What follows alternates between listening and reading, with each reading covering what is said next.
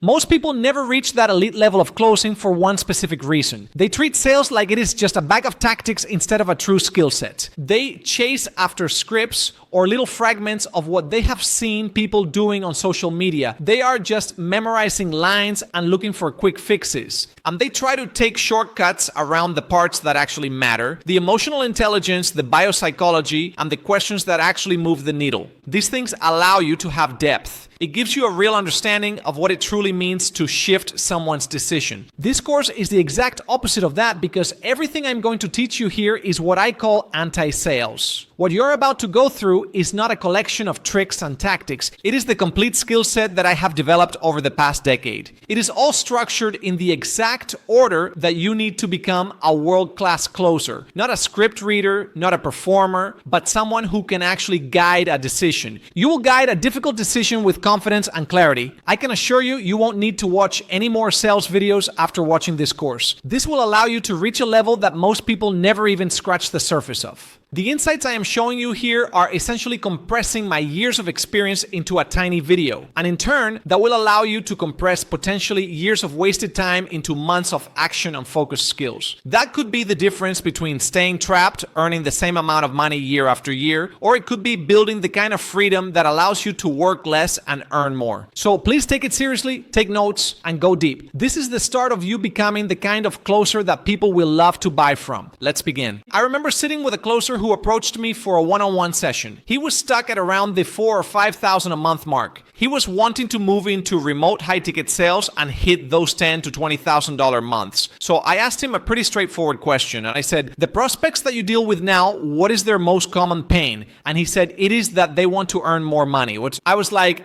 yeah, but what is actually behind that? And he didn't know. He went quiet. That is when I realized that most closers and most salespeople do not learn this. The pattern is always the same. Average closers and average salespeople collect surface level problems and surface level desires. Elite closers facilitate real change and have impactful conversations. I am going to give you an overview of the exact checklist or toolkit or weapons or resources that I believe you need. These are what you need to include to have an impactful discovery. Some of these bleed into each other a little bit, but this is sort of my mental framework that allows me to hold a frame during a call. And I know that if I hit every single one of these marks, there is no chance that person isn't buying. The top closers in the world do not just listen to the first response, they try to figure out what the prospect isn't saying. What is behind that first statement? They look for the regret or the identity behind that statement. And that is what this video is all about. It is not about interrogating a prospect and just reeling off a big long list of questions. It is about learning to actually take someone from a surface level problem to that emotional clarity.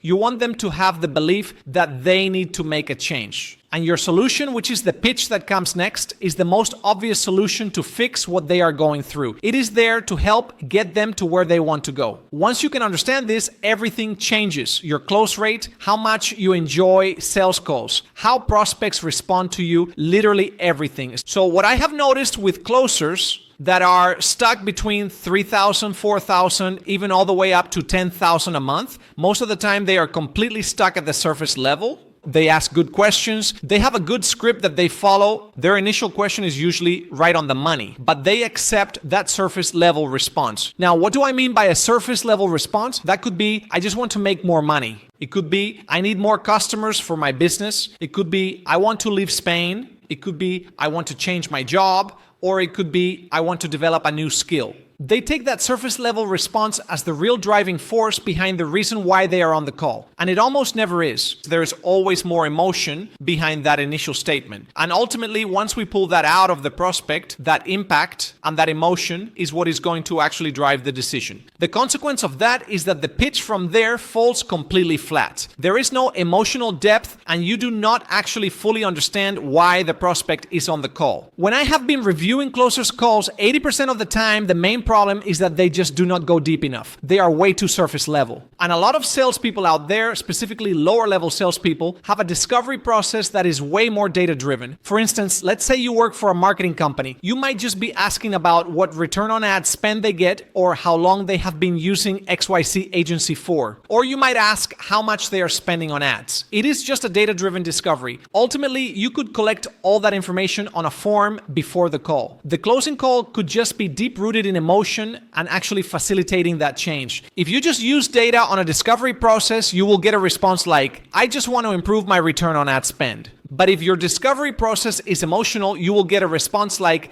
I am exhausted and I do not know what to do next. You might hear, I am worried about my business.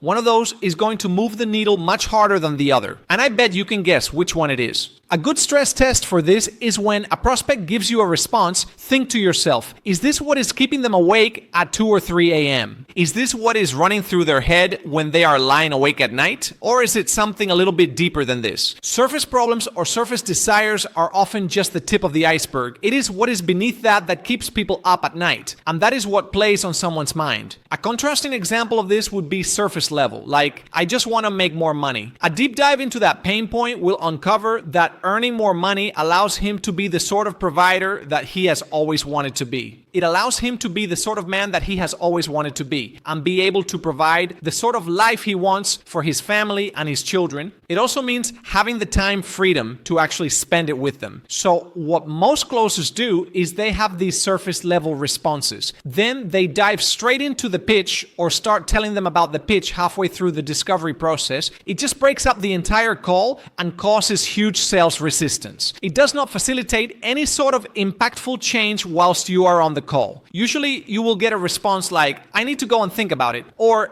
I am going to call a few other people and see what they can offer me. You won't know how to handle it because you do not really have any substance whatsoever. So what I'm going to give you in this video is a checklist. This can be used as a guide. By no means is this everything you possibly need to conduct a perfect discovery, but it gives you an amazing introduction. It gives you all the tools so you can pretty much take it away and implement it straight away. I promise you it is going to change a lot. The way you need to view this checklist is almost like a reminder sheet. You need to do a deep dive and understand how to actually articulate these sort of questions. You need to learn how to foster these emotional states in the prospect. But once you know that, this can act as your general framework. When you are on a call, you can take a glance at it. You can think, have I touched on this? Have I touched on that? You can ask yourself, have I created enough impact in this area? So without further ado, let's dive into it and look at the first aspect. The first element is current situation. What this really means is the facts behind the situation. Quite simply, just the facts. That is all we are looking for right now because we cannot sell to people if we do not know the facts around the current situation. This completely depends on your offer. All you need to do to understand the current situation is ask yourself what facts you need. What do you need to know as a closer to have a full picture of this individual? Not the pains, not the desires, just the facts. So often that can be what they do for work or how long have they done it for. Maybe you need to know, are they married? Or if you are selling B2B, there might be some facts that you need around the business. But ultimately, these are the mundane details. Do they commute to work? How many hours do they work? Energy levels, that sort of thing. These are just the facts because without the facts, you cannot sell anything. If you do not get a clear enough picture of someone's current situation, sometimes you can trip up. You can make assumptions because it is very easy to just categorize all your prospects into the same identity. So you need to gather the facts to begin with. The second element is going to be your anchor through the entire call. Now, this is where people start to trip up. This is where people start to accept surface level answers. What we are looking for here is a very clear desired state and a desired outcome. What do they actually want to achieve by using your service or by learning the skill that you teach? Maybe it is the fitness program that you offer. Maybe it is the business solution or the training, whatever. What do they ultimately want to achieve? What is the outcome that they are looking for? But the answer to that question is always going to be surface level. How do we push deeper from that? And that is using things like the staircase method. This is where we break down and dig deep into that desired state and outcome. So let's say if someone says, I want to make more money. Why is making more money so important to you right now? How much money? Why that number? How would that change things for you? Who else does this affect? How would it affect them? When you have actually achieved all that, how does that actually change things for you? Imagine you are earning that sort of money and you are providing that sort of life. I guess personally, it is these sorts of questions. These structured probing questions will give you the real impact behind that desired state and outcome. This is what acts as our anchor throughout the entire call, because every other question feeds into what they actually want out of their life. And we can also connect this desired state and this desired outcome to their identity. This is their aspirational identity. So asking questions like, when you are living that life, who do you become? Or ask, who do we unlock? Or what is different about how you see yourself? This is going to plant some seeds for the identity-based closing and challenging later in the call. And the key here with desired state is a question that you have to ask. How long have you wanted that for? Understanding how long they have wanted that desired state is going to give us so much ammunition. It helps us deal with the limitations later in the call. And then there is element 3. Have we created enough pain during the discovery process around the prospect's current situation? Because without any current pain in their current situation, the chances of them making a decision are minimized. They need to move away from where they are. Now again, most closers trip up here and they accept surface level responses. They hear, I need to make more money, or I do not earn enough money. Rather than digging deeper into that, you need to ask why. Why do you not earn enough money? What do you mean by not enough? Who else is this affecting? What are you unable to do with the amount of money that you are earning right now? And how long has this been going on for? This is again layered probing questions, which is building our case. There are a lot of signs once you hit real pain. When people are just starting out as closers, they struggle with this a little bit. They struggle because they never push it far enough. You will know when you push it too far. And honestly, it is better to push it too far than not push it at all. A lot of closers trip up here because they do not know when they have actually found real pain. Now, most closers and salespeople, when they are just starting out, do not push far enough. I would prefer you to push too far rather than not far enough. You will realize when you have hit real pain through body language and through the tonality of the prospect. Maybe they look away, maybe they look down, or maybe they take a long pause before answering with a sigh. You will feel the weight of it. It is at that point that you should feel comfortable to move on. It all comes down to emotion and impact. Now, there is the fourth element. There are 2 types here, but they feed into each other. For high ego prospects, people who feel like life is pretty good or they can do things on their own. Have you installed enough doubt in their mind? Have you planted a seed of doubt? It is productive doubt. Asking questions like, you seem like a really sharp guy. What has stopped you from solving this already? Or if you were able to figure this out on your own, wouldn't you have already sorted it out by now? Now, on the other side of this, there are some prospects who might be in a low belief state. They might not really believe in themselves, and we want to foster that belief for them. We want to encourage them. So we need to show them through the sales process that they are more capable than they think. So show them that they have made hard decisions in the past. Ask how that panned out. Are they in a place now where they feel like they can trust themselves? Can they be empowered to make a decision? The reason why this matters is that overconfident prospects need to see that there is a gap, but underconfident prospects need to see their capability. If you do not do this, both are going to crop up as objections later in the call. They will be much harder to deal with. Essentially, through this process, both need to realize that they need help. They need to realize they are ready to receive it and that they are ready to take action. Now, on to the 5th element. This is potentially one of the most important elements of the call, and that is limitations. These are behavioral limitations that prospects have placed on themselves. These are often future objections in disguise. This is where we start to uncover why the prospect isn't at the place that they actually want to be. Why aren't they at that strong desired state or that strong desired outcome? Why aren't they there already? What stopped them? Have they had help in the past already? Why did the help that they had in the past not work out? Or if they did not have help in the past, why have they not sought help? Now look at all of the reasons behind why previous programs did not work.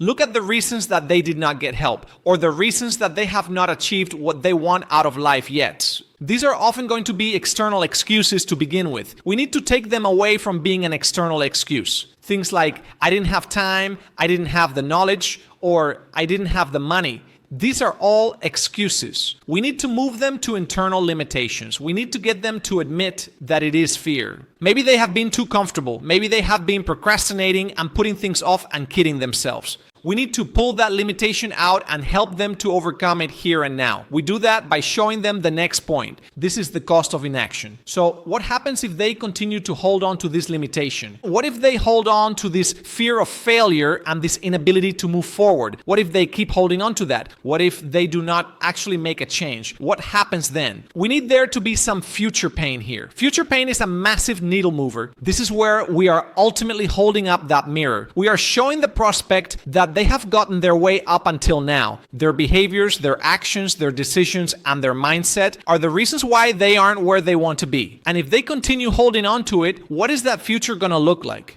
Paint a picture, because there is only one thing people run away from more than current pain. It is the avoidance of future pain. And through this cost of inaction, we are showing these limitations and how they have affected their life. We are attempting to show them the cost of staying where they are. The cost of their future situation is far greater than the cost of our service. Now, the other aspect of the call is about identity. Have we used identity throughout the call to make that shift? Because often people fall back to the habits and the beliefs of the identity that they build themselves around. But often for people to make a big change and a big decision, they need to step into a new identity. We do that through our language and through our questionnaire. People basically buy services based on who they want to become. So a great way to do this is to separate the past self of the prospect. This is the version of them that hasn't got what they want up until now. It is the behaviors and actions of that version of them versus the aspirational identity. This is the version of them that they foresee themselves being in future. This is the version of them that has the level of success that they are looking for. We are looking at the bridge between those two versions of the prospect. What is that gap that they need to cross in order to actually become that person? And once we separate that identity, we can dig into it further. We can say, the version of you that is already at $20,000 a month, what beliefs does he have? What sort of actions does he take? And when we look at the version of you that you want to become, is he the sort of person that lets fear get in his way? Does he let fear control him and control his decisions and make him hesitant? We do this for a reason. If the prospect can see themselves as someone who takes action and someone who does not hesitate, they will step into that identity. Ultimately, that will move them forward to a decision. The eighth element is urgency. Now, a lot of closers trip up here. They believe urgency comes from fake deadlines and telling the prospect they have only got a certain amount of spaces. That is not true. Real urgency is backed by emotion. There is internal urgency. This is when they feel as though they need to change for themselves on the inside. So asking questions like, how long have you wanted this for? What is any different that you would actually step outside your comfort zone and make a change now? Or was there something that happened recently that allowed you to make that shift? Did you realize you had to make the change now rather than keep delaying things? Or there is external urgency. We get this through probing. Maybe they have got a baby on the way. Maybe they have got a sick parent they need to take care of. Maybe they are encroaching on a certain birthday that they thought they would be at a different place in life. We need to be uncovering the urgency, because if not, then it makes it a lot easier for a prospect to just say, I will go away and think about it. And the ninth element of a successful discovery call is ownership. Has the prospect ultimately owned their situation, or are they still blaming external circumstances? And most importantly, are they owning the fact that they are in control? They need to realize they control getting to that desired outcome or state. You can ask a question as simple as, who controls whether this changes or whether you stay where you are? Getting them to say, I do, means they cannot blame external circumstances anymore.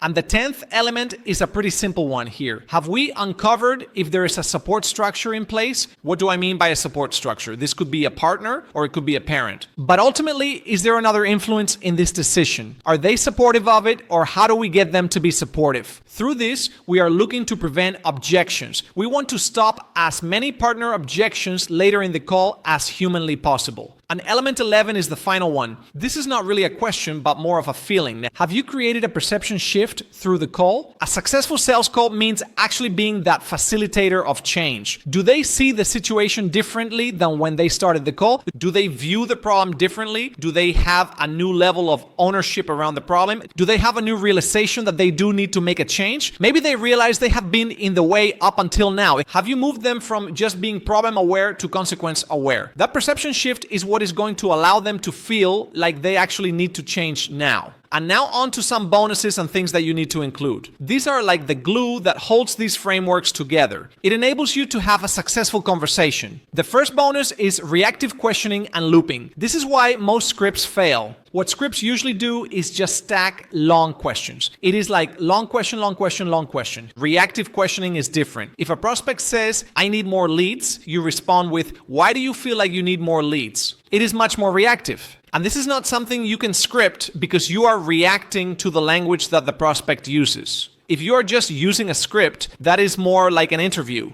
It is more like a box-ticking exercise, not a conversation. You can only have a real conversation if you are listening to what a prospect says. You need to dig into the words that they use and the statements that they make. That is impossible to script, and that is how to have a really valuable conversation. And then it comes down to looping. A prospect might say something like, I am exhausted, and an elite closer will just go, exhausted? And the prospect will say, yeah, I am absolutely drained. I literally get no sleep. I am working all the time. I have even got my laptop open when my partner is asleep next to me. I literally feel like I am running on empty all the time and I cannot even really communicate with people. You have just got all of that depth from just repeating back a word. You just used a certain body language and tone. By doing this, we are actively listening. We are being genuinely curious about the language that the prospect is using. That enables us to formulate the most reactive question that we can find. We do not need to use long words for this. We do not need to formulate a perfect question. That is not how impactful conversations work. Often we are just listening and reacting to what the prospects say. But we know we have got this internal checklist in our mind. We might have it up on a screen next to where the call is as a guide. Ultimately, we are having a real conversation. But in the back of our mind, there is a structure to it. That is how elite closers perform. Now, a big thing here is, when do you actually know when you have finished a discovery process? At what point do you start annoying the prospect by asking too many questions? How do you know when it is actually done? I do not have a real answer for you here because it is different depending on the conversation that you have. But the biggest thing I can give you is that the energy will shift. It will shift from the prospect just being interested to wanting a change. It will take them from a surface level problem to asking about a real solution. They are bought in on you and they are waiting for you to present the solution. They really want it and they are ready for this change. More than anything, it is a feeling. And you get that by not relying on a screen. You get it by actually interacting with the person across from you. You realize that this person actually wants a change. The best move here is to show them this solution. That is ultimately what is going to guide them to taking action and making a change. Now, the bigger picture here is the overall meta lesson of a good discovery. A good discovery process is not about you. It is not about the smartest questions that you can formulate on ChatGPT. It is not about controlling the call. The discovery is mainly about you being that leader. You are that facilitator of change. You are holding up that honest mirror for the prospect to look themselves in the eye. They need to see what has been holding them back. They need to see what happens further down the line if they do not make a change. That is your job. It is helping the prospect see what they have been avoiding. You are guiding them to the change that they actually want in their life. It leads to the result and the desired outcome that they have been wanting for a long time. You can keep this open when you are on a sales call. It is going to be a constant reminder. Listen to your calls back. Ask yourself, did I hit all of those notes there, or was there still room for improvements? We can also look for clues in the objections. What objections came up, what holes in my discovery caused that objection. Because closers who actually master discovery do not just make more money. They help way more people get to where they want to go. That is the difference between pushing someone over the line and guiding them over the line. But that is also the difference between 5,000 a month and 50,000 a month. It is the difference between helping 5 people achieve something and helping 50 people achieve something. You have absolute clarity and certainty. You are that trusted advisor who is detached from the sale. In some cases, you are actually changing people's lives. This checklist changed my entire approach to calls. Your prospects are lying to you, not maliciously, but they are giving you surface level objections and problems while the real pain stays buried. The reason you cannot actually get to the truth is not your questions. It is not your script, it is your tonality. So, over the next 15 minutes or so, I will show you how to use tonality in the right way. You can pull out the real pain, the real problems, and the real objections. It is about finding what is behind what the prospect has been telling you up until now. Here's what I have learned in high-ticket sales. It is not about what you say, it is how you say it. Look, most salespeople think it is all about crafting the perfect question or the perfect response. They might say, "Oh, what is your biggest challenge?" Or they ask, "What stops you from hitting your current goals?" They might ask, "What is the most important thing for you right now?"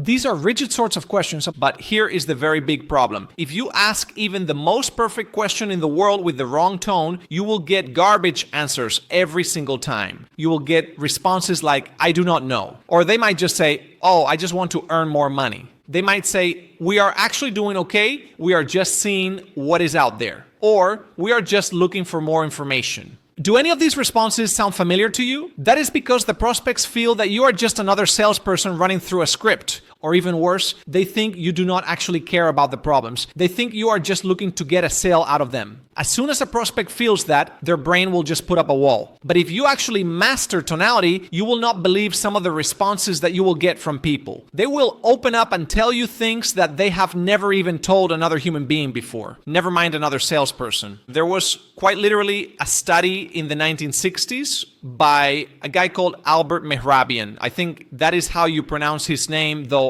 I could be butchering it. It was based around communication. They found that 93% of communication is nonverbal. That means only 7% of what you say, literally the words, actually matters. The rest has nothing to do with it. It is all to do with tonality and body language. Obviously, if we are selling over Zoom, body language might not come in as much as it would in real life. That is why we make sure our appearance, our camera setting, and our microphone are all on point. That is like the digital version of body language. But that means you are relying on your tonality even more. Most salespeople are basically fighting with their arm tied behind their back. They are ignoring the 70, 80, or even 90% of what really matters when it comes to closing someone. That is your tonality. So let me break down for you the top 4 tonalities that I train all my top closers in. These separate them from every other salesperson out there. Tonality 1 is concerned. This is when you want them to see the consequences of not changing. Instead of saying, "What happens if you don't change this?" Try something like this. Have you given it any thought as to what happens if you don't make a change? Did you hear that shift? This is not me being pushy. This is me being like a doctor who is genuinely concerned about your health if you do nothing. When a prospect hears that tone, they will feel like you genuinely care about their problems. Not because you want to make a sale, but because you know where they are heading. Okay, time to look at tonality number 2. Now, this is for the discovery section of the call. This is when you want to gain information from a prospect and you want them to open up. But you do not want them to feel like they are being interrogated. So instead of saying, "How long have you been doing that for?" you could say, "Okay, how long have you been doing it that way for?" The second example invites them to share more. The first feels like you are building a case against them. Curiosity creates safety, and safety is what will get you the truth. So the third one we are going to look at is certainty. This is for transitions or for the pitch section of the call. You might say, "Based on everything you have told me, I know we can help you. Would you like me to explain how we can help?" Or you might ask, "Where do you want to go from here?" And that is not arrogance. That is certainty. And certainty is what people are actually buying. They do not want someone who is just pretty sure they can help. They want someone who is certain they can fix the problems for them. Now, the fourth is the biggest and potentially also the most challenging. And it literally is challenging. Now we use the challenging tone when we want someone to see what their patterns are. We want to challenge them supportively to break them. Let's say we have got a tricky prospect during the objection handling stage of the call. They say, "I always make decisions this way." This is when we would bring this tone into action. And we might want to say, "Okay, well, if you have always made decisions that way, but you aren't where you want to be right now," Okay, let's use an example. Let's say we are in the objection handling part of the call. A prospect has said to us, I always make decisions this way. I just want time to think about it. This is when we might enact this challenging tone. We might say, okay, well, if you have always made decisions this way, but you aren't where you want to be, would it be fair to say you might need to change how you approach your decision-making process to get to where you need to go? We are not attacking them when it comes to challenging. We are just holding up a mirror to try and help them see where they are going wrong. We want to help them get to where they want to go. Most prospects have never actually had someone challenge them from a place of their best interest. When you do that, and when you do it right, often that is the wake-up call that they have been waiting for. So these are the 4 tonalities. We have just invented the 4 C's while we are here on this video. Concerned, curious, certain, and challenging. Now let me show you the technique that gets prospects to tell you something that they have never told another salesperson. They have never said this in their entire life. This is for when you have tried everything. You might have hit every single note on the sales call up until now, but they come to the price and you still get slapped around the face with, I need to think about it. Here's what most salespeople do wrong. They say, come on, John, we have been on the phone for an hour now. What do you really need to think about? Guess what? That is just going to trigger the defenses even more. Instead, try something like this. John, can I ask you something? This is just between you and me. It is off the record. What is really behind you putting more time and distance between where you are right now and getting the life that you actually want? Do you feel that shift? So let me break down here basically what has happened. The first thing we are going to do is ask for permission. We ask for permission, so we are not just bulldozing them with our opinion or a question. They are basically inviting us to offer a suggestion. Second, we said something like between you and me. This is just going to create a bit of intimacy between you and the prospect. It is sort of like that friend approach, like you are putting your arm around their shoulder. You are just trying to help them person to person. Thirdly is that pause before the final question. This is called verbal pacing, and it is going to create some tension. And fourth, we use the phrase, what is really behind, not what is there left to think about. We ask, what is really behind it? That ultimately implies that there is something deeper than the surface level. It invites them to tell you. And here is the magic. Deliver this with real concern using a tone that shows you actually care about solving the problem. I promise you, it is almost impossible for them to not open up. And now, let me show you how to use tonality to dig deeper into a prospect's pain. Because ultimately, prospects do not buy solutions to problems. They buy relief from pain. And most of their pain is emotional, it is not logical. People make decisions based on emotion and they justify it with logic. So let's say you are on a sales call and a prospect says to you, we have been struggling to hit our revenue targets. This is what most salespeople would say. Okay, what has been your biggest challenge to hit them so far? That is basically just a logical discovery. It is boring and it does not move anyone. Instead, maybe try something like this. That must be really stressful for you. How long has this been going on for? And what does that mean for your team? And I guess, what has this been like for you over the past few months?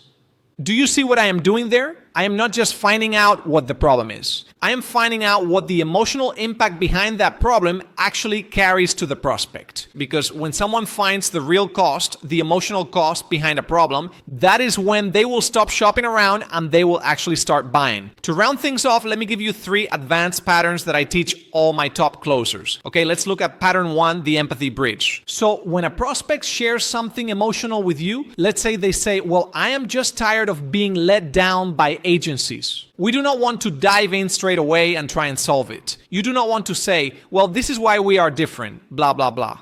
The right response is to sit with it and pause. You say, that must be tough. How many times has this happened so far? This empathy bridge allows the prospect to feel heard before you just try to fix them. It happens before you just try to pitch. Okay, let's look at number 2, the assumption challenge. So often prospects can say really limiting statements that we know are not true. A prospect might say something like, I have literally tried everything. Instead of jumping to it and saying, I doubt your heart, otherwise you would be exactly where you need to go. That is wrong. That is the wrong sort of challenge. We might want to challenge in a friendly way and say, everything? Really? Tell me everything you have tried so far. This is going to invite them to prove the point, and it is also going to prove that they haven't tried anything in a way that is not going to cause conflict. Now, this is a slightly different one. Number 3 is the future pace anchor. This is when you want them to slow down and really feel the impact of what you are saying. So let's say we are painting what the solution actually looks like to the prospect. We might say, imagine, John, in 6 months' time, you have finally fixed this problem. You're back up to earning $20,000 a month. You can take your family away on that holiday that you have been planning. I guess, how would that change things for you? What is different day to day? Who else would this change things for? This slower pace allows them to actually visualize the outcome. And once they can actually visualize it and see it and feel it, that is when they will buy it. Now, before we wrap things up, let me show you the 3 biggest mistakes that closers make. These are mistakes sales reps use that are ultimately killing their deals. So the first mistake is matching a prospect's energy when they are negative. If they are frustrated, stressed, or angry, you are just going to become part of the problem. Instead, stay calm and grounded. It is going to be your energy and your tonality that brings them back to center. Mistake number 2 is using the same tonality for every question. I hear salespeople who sound excited about absolutely everything, or they sound curious about everything, concerned about everything, or challenge prospects on everything. Your tone should match the purpose of your question. Discovery is curious,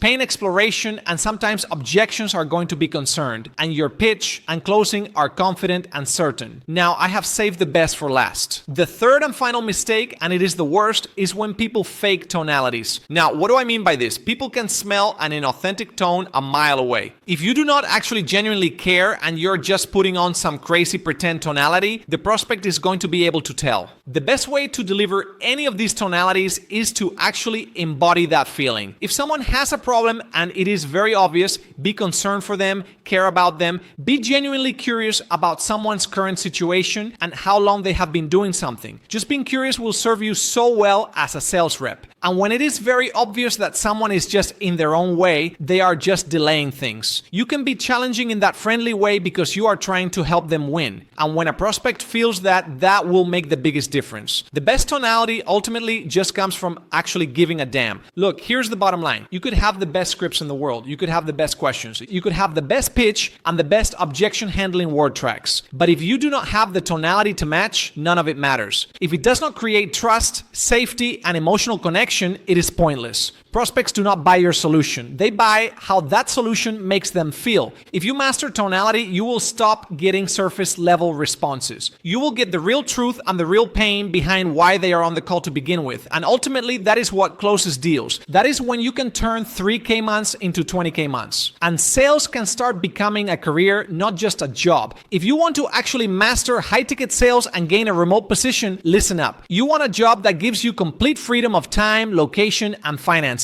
Just book a call with me using the link in the description or drop me a DM on Instagram and we can have a chat. When most closers get stuck at $3,000 to $7,000 a month, it is rarely because they cannot sell. It is usually because maybe they pitch too early or they hone in on a surface level pain point and miss the whole big picture. Then they deliver a perfectly memorized pitch. Maybe it is a presentation and the prospect just feels like it is a cookie cutter response. Most of it is actually irrelevant to what they have gone through on the call. And when that happens, the buyer obviously does not feel understood because you have just given them a template response. That means they will disengage. In most cases, you're going to miss so many sales from this approach. A great pitch is not a presentation. It is not a perfectly crafted response or a list of features. It is not you showing how clever you are or how amazing your business is. It is actually more of a mirror. You are going to be actually mirroring the prospect's pains and desires. You mirror everything they have told you throughout the whole call. If the pitch does not feel as though it is designed for them, it will fail. It needs to be bespoke for their problems or it is not going to land. People do not say yes to completely generic offers. They say yes to offers when it feels as though it solves the problem that they have been facing. They buy when it is actually going to get them to the desired outcome. And in this video, I am going to break down how you can structure a pitch that actually delivers and gets sales. It is a pitch that mirrors a prospect's desires, their pains, and their emotional depth. Ultimately, it takes the prospect on this journey. It takes them from where they are now to getting the actual result that they want, building trust along the way. This is where a lot of closers fall apart, and this is what separates the average from the elite. So to begin with, I want to establish the actual stakes behind pitching. Like, what is at stake online right now? Everyone is so invested in the discovery process and the objection handling process, but the pitch still matters. It really matters. Even if you have the perfect discovery and perfect objection handling, the pitch must build clarity, certainty, and trust. If not, it is going to be very hard for you to close a sale. So let's look at some of the common mistakes that people make. The first is that often closers pitch way too early, or they start pitching as they are going through the discovery. This is a mistake that I see all the time. Feel free to watch your own calls back and make sure that you are not doing this.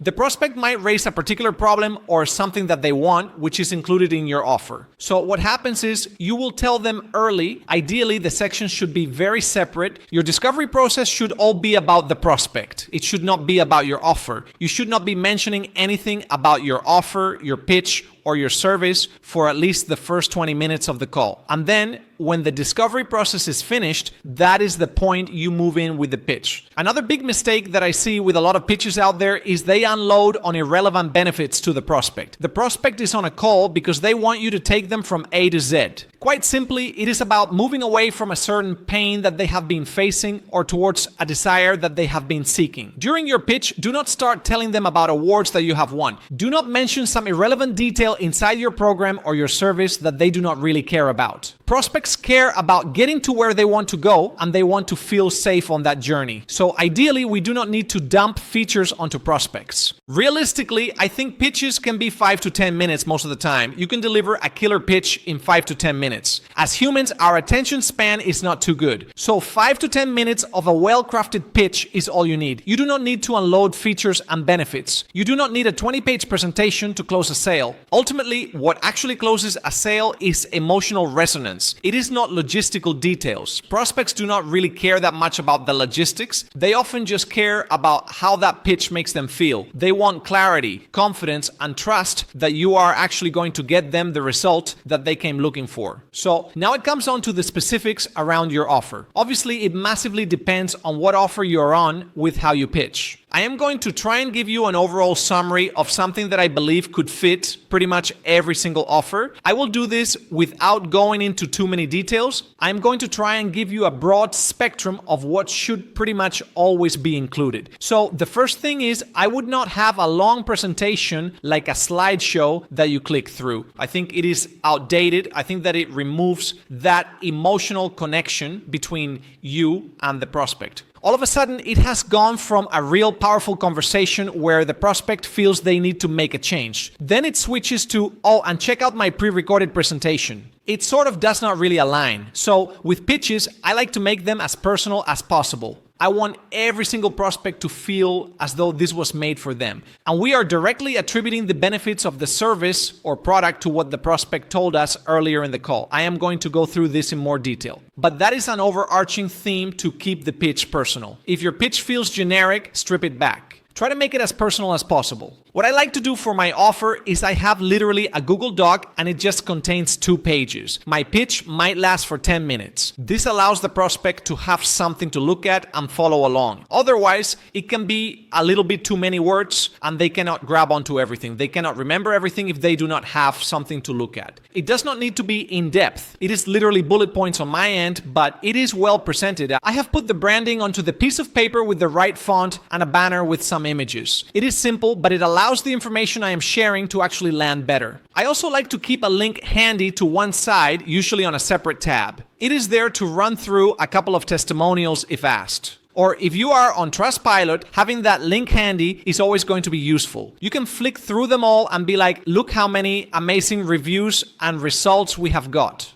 Now, in terms of when I share the price of the service, I like to do it directly after the discovery or around halfway through the pitch. I do not really like to wait all the way until the end. Sometimes it feels as though you have to restart the pitch again. Once you tell someone the price, often that fight or flight response comes in and they forget everything you have said anyway. They will just ask a lot of questions that you have already answered. If you stack the price at the beginning or in the middle, it is almost like you are explaining why something is that price. So it builds value into the price. It is better than the price coming at the end and you having to re-explain it. Okay, now onto the first framework of the video, the made for me principle. As I mentioned earlier, pitching must feel personalized. It has to feel as though this pitch was made specifically for the prospect's desired outcome. It must address the problems that they are facing, the pain they are going through, and the urgency they are feeling. It should be reverted back to through the pitch. There are so many different ways you can do this. It can be as simple as saying, you mentioned earlier you were struggling with X, Y, and Z. You are not going to have to struggle with that anymore because of X, Y, Z solution.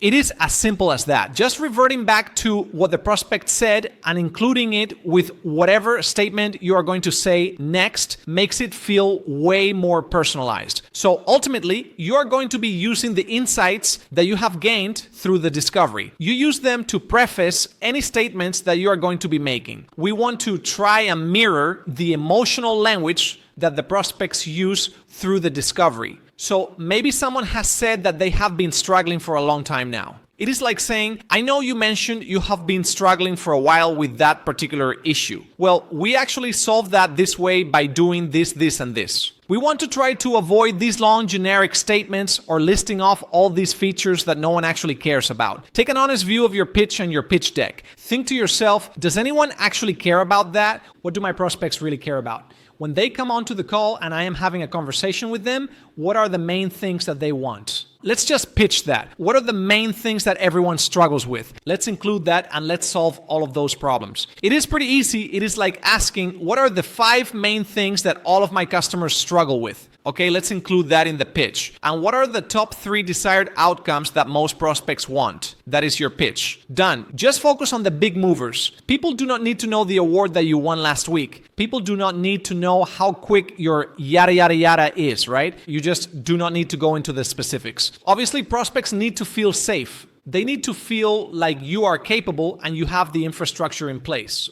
But that could be done in under a minute. And that brings me on to framework 2, which is the big idea headline. This loops back into what we have gone through already. I like to start the pitch with a real outcome-driven, emotionally charged promise to tie in the end result. Prospects are here because of the end result. That is all. So there are many different ways we can do that. We could just say something along the lines of, how this works is we are looking to take you from X to Y in the next 90 days. We do this by equipping you with X, Y, and Z skill set. Simple. There does not need to be any technical details here whatsoever. This is purely based on the transformation. What we are aiming to do with this is to evoke a response from the prospect. We want them to feel that they are going to be that person in the next 60 days, 30 days, or 90 days. And we want to deliver it with absolute certainty. That is what makes a big difference in a pitch, your tonality. How certain are you when delivering it? Are you reading it like you're reading a shopping list? You need to be delivering your pitch like you are the most certain person that you can get this prospect the result they actually want. We also need to be delivering it with absolute clarity as well. Let's not be jumbling over our words. Our pitch is when we step into the version of us that is the absolute expert in our field. And we need to be instilling that confidence into our prospects. We need to connect through this statement who they are right now and who they want to become. We need to explain how we are going to get them there and in how long. It is as simple as that. That is how we want to begin every pitch. Now, on to the third framework, which is transformation mapping. Now, depending on your offer, you will structure this in different ways. This is essentially just chunking down your service into memorable steps. And these steps should ultimately lead to the desired outcome that the prospect is looking for. So we just want to break the offer down into 2, 3, or 4 steps. It is like step 1, you are going to be going through the training. You are going to learn X, Y, Z. The way that we are going to deliver this is through X, Y, Z. There are 100 hours of videos and we hold your hand every single step of the way. Step 2 is the coaching. You are going to have a direct coach who is going to be holding your hand through this entire process. You are going to be working one-on-one with him. He is going to ensure that you actually get that result and you can actually apply all that training in the real world. And you know when you mentioned earlier that you had really been struggling with setting up that particular thing? Well, he is going to help you with that directly. He is going to do all of that for you. Literally just take that away from you. But he will also show you how you can do it yourself so you can have a repeatable process that you can stick to. This is just off the top of my head, but this is what it sounds like.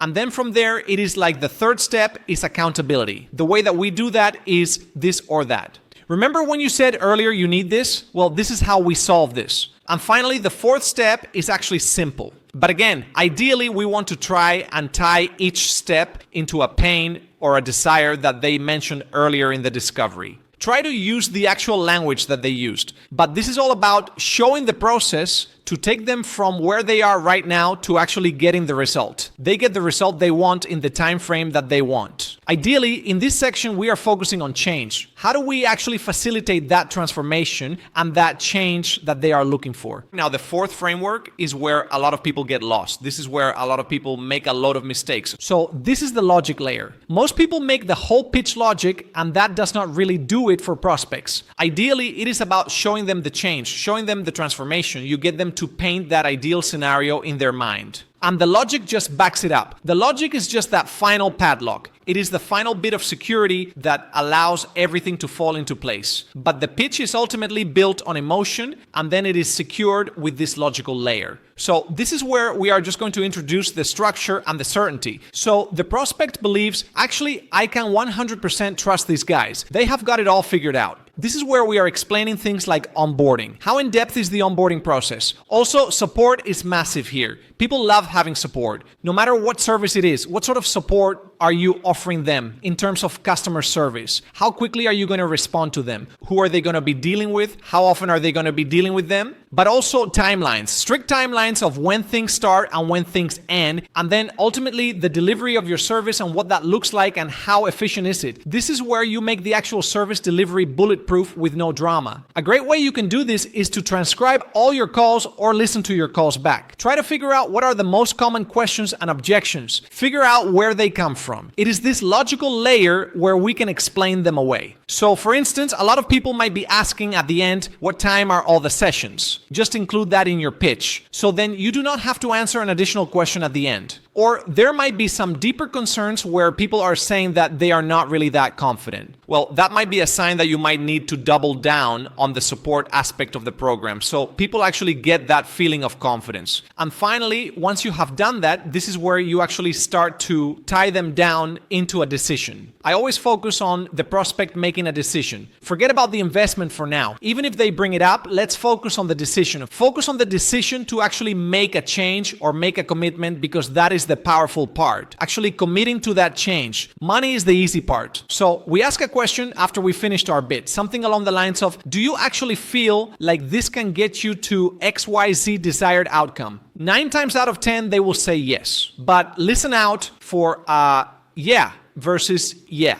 They are two very different things. If someone goes, yeah, it is like, okay, why do you feel like it can? Let them sell themselves back and verbalize why they believe it can get them to their desired outcome. If someone says, yeah, address it head on. I sense a bit of hesitation there. Where's that coming from? Because guess what? That is not going away. If you sweep that under the rug and do not address it, it is not just going to disappear. It is going to come up later as an objection. So we might as well deal with it now. And once we have tied them down into that decision and that belief that what we offer can get them to where they want to go, the rest is up to the close and maybe a bit of objection handling, but providing you hit all those notes, then there should be no need to handle objections. Okay, 2 bonuses within pitches. These are things that I like to include. The first is a story transfer. People remember stories. They remember if you tell them a story about a previous customer that you had that maybe reminds them of themselves. Let's discuss that. And maybe you solved a problem recently that was similar to a problem that the prospect is facing. Tell them how it went and how that person is feeling right now. The truth is more sticky in story. And when you tell a story, people feel as though they are borrowing that transformation from someone else. And it helps them to visualize it and feel it. The second bonus is engagement questions. We also do not want our pitch to just be us speaking into the void for 10 or 15 minutes. We need to be keeping the prospect engaged through a variety of different questions. I'm sure you can research thousands, but it is pretty straightforward. Say you have just finished speaking for a minute. Ask, how does that sound in terms of what you're looking for? Yeah, sounds great. What areas specifically stand out to you? Oh, okay, great. So, you mentioned earlier, and we are straight back into the pitch, but it feels more like a conversation rather than just us unloading this pre-rehearsed script. And this act, as well as not just keeping engagement, it also keeps attention. So after we mention maybe a feature or a service that we offer, ask something simple. Would you see that helping you? And this is going to keep the prospect engaged. If they are more engaged, it means they are absorbing more information and ultimately they are going to be more likely to close. Listen, a great pitch is almost never about the product. It is never about how many modules you have. It is not about how many coaching calls you have a week or how advanced your techniques are. A great pitch, quite simply, is allowing the prospect to feel as though the problems are actually going to go away. They feel they are going to reach their desired outcome that they are looking for, and they feel that you actually understand what they are going through. Because most people enter sales calls because they are in a state of uncertainty. They feel a bit lost with a particular problem. They might feel a little bit lost in terms of where they want to go and they want help.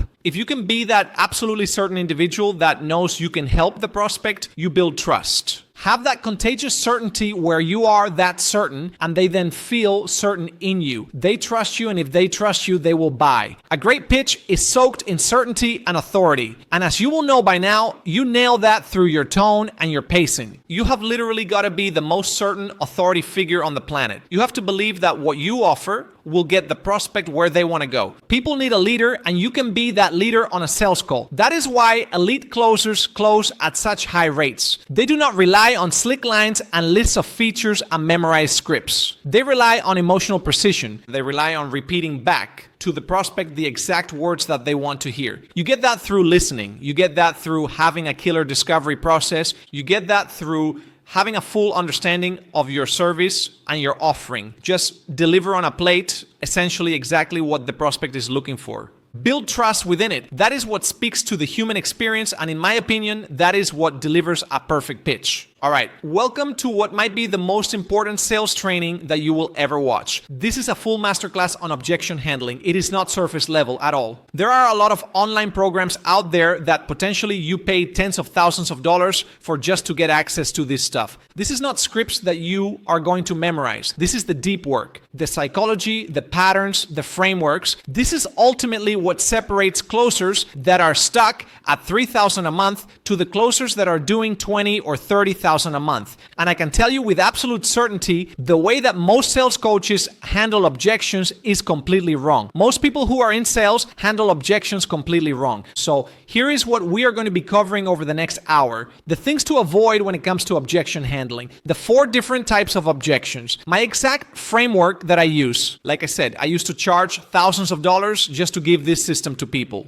Deep dives into common objections, how to handle it, how to handle things like I need to think about it, the language patterns you need to look out for, the mindset behind it, quite literally everything you could possibly need. This is not a quick tip video. This is not something that you need to scroll through and try to pick certain things. It is essentially everything that I know when it comes to objections. So if you are serious about becoming a master of objection handling, then at least take some notes. Pull up a Word document, get a pen and paper, because this is going to be literally everything that you need. So let's start all the way over here, because the best place to start is the foundations. So before we get into how to actually handle objections, we need to talk about why the way that you might be doing it right now might not be working. It might not be working as well as you would like it to be, because most sales training teaches you to memorize these quick lines. When someone says this, you say this. When they say that, you say that. And it makes sense, right? You want to be prepared. You want to have answers ready. But real conversations do not flow like that. When someone says, I need to think about it, they are not reading from a script internally. They are feeling something. But if you do not handle that the right way, they can tell. If you are just thinking, oh, I will just use this script for this section, they can tell usually to begin with. Like, how many times have you heard sales coaches say things like, oh, is that the symptom or the cause? If something is expensive, is that the symptom of the call though? It is like all people have to do is spend a bit of time on social media now. They probably see every single high ticket closer do that same objection handling remark. And that is going to actually do the opposite effect, because they just know you're trying to handle their objections. You are going to lose rapport with them. It feels robotic, not authentic, like you are not actually listening, which you are not. You are just waiting for your turn to talk. I used to do this as well, so it is not just you. I would be on a call and I would have a list of different objections. So when I would get into the objection part of the call, I would have tabs. I need to think about it. Partner, I need 24 hours.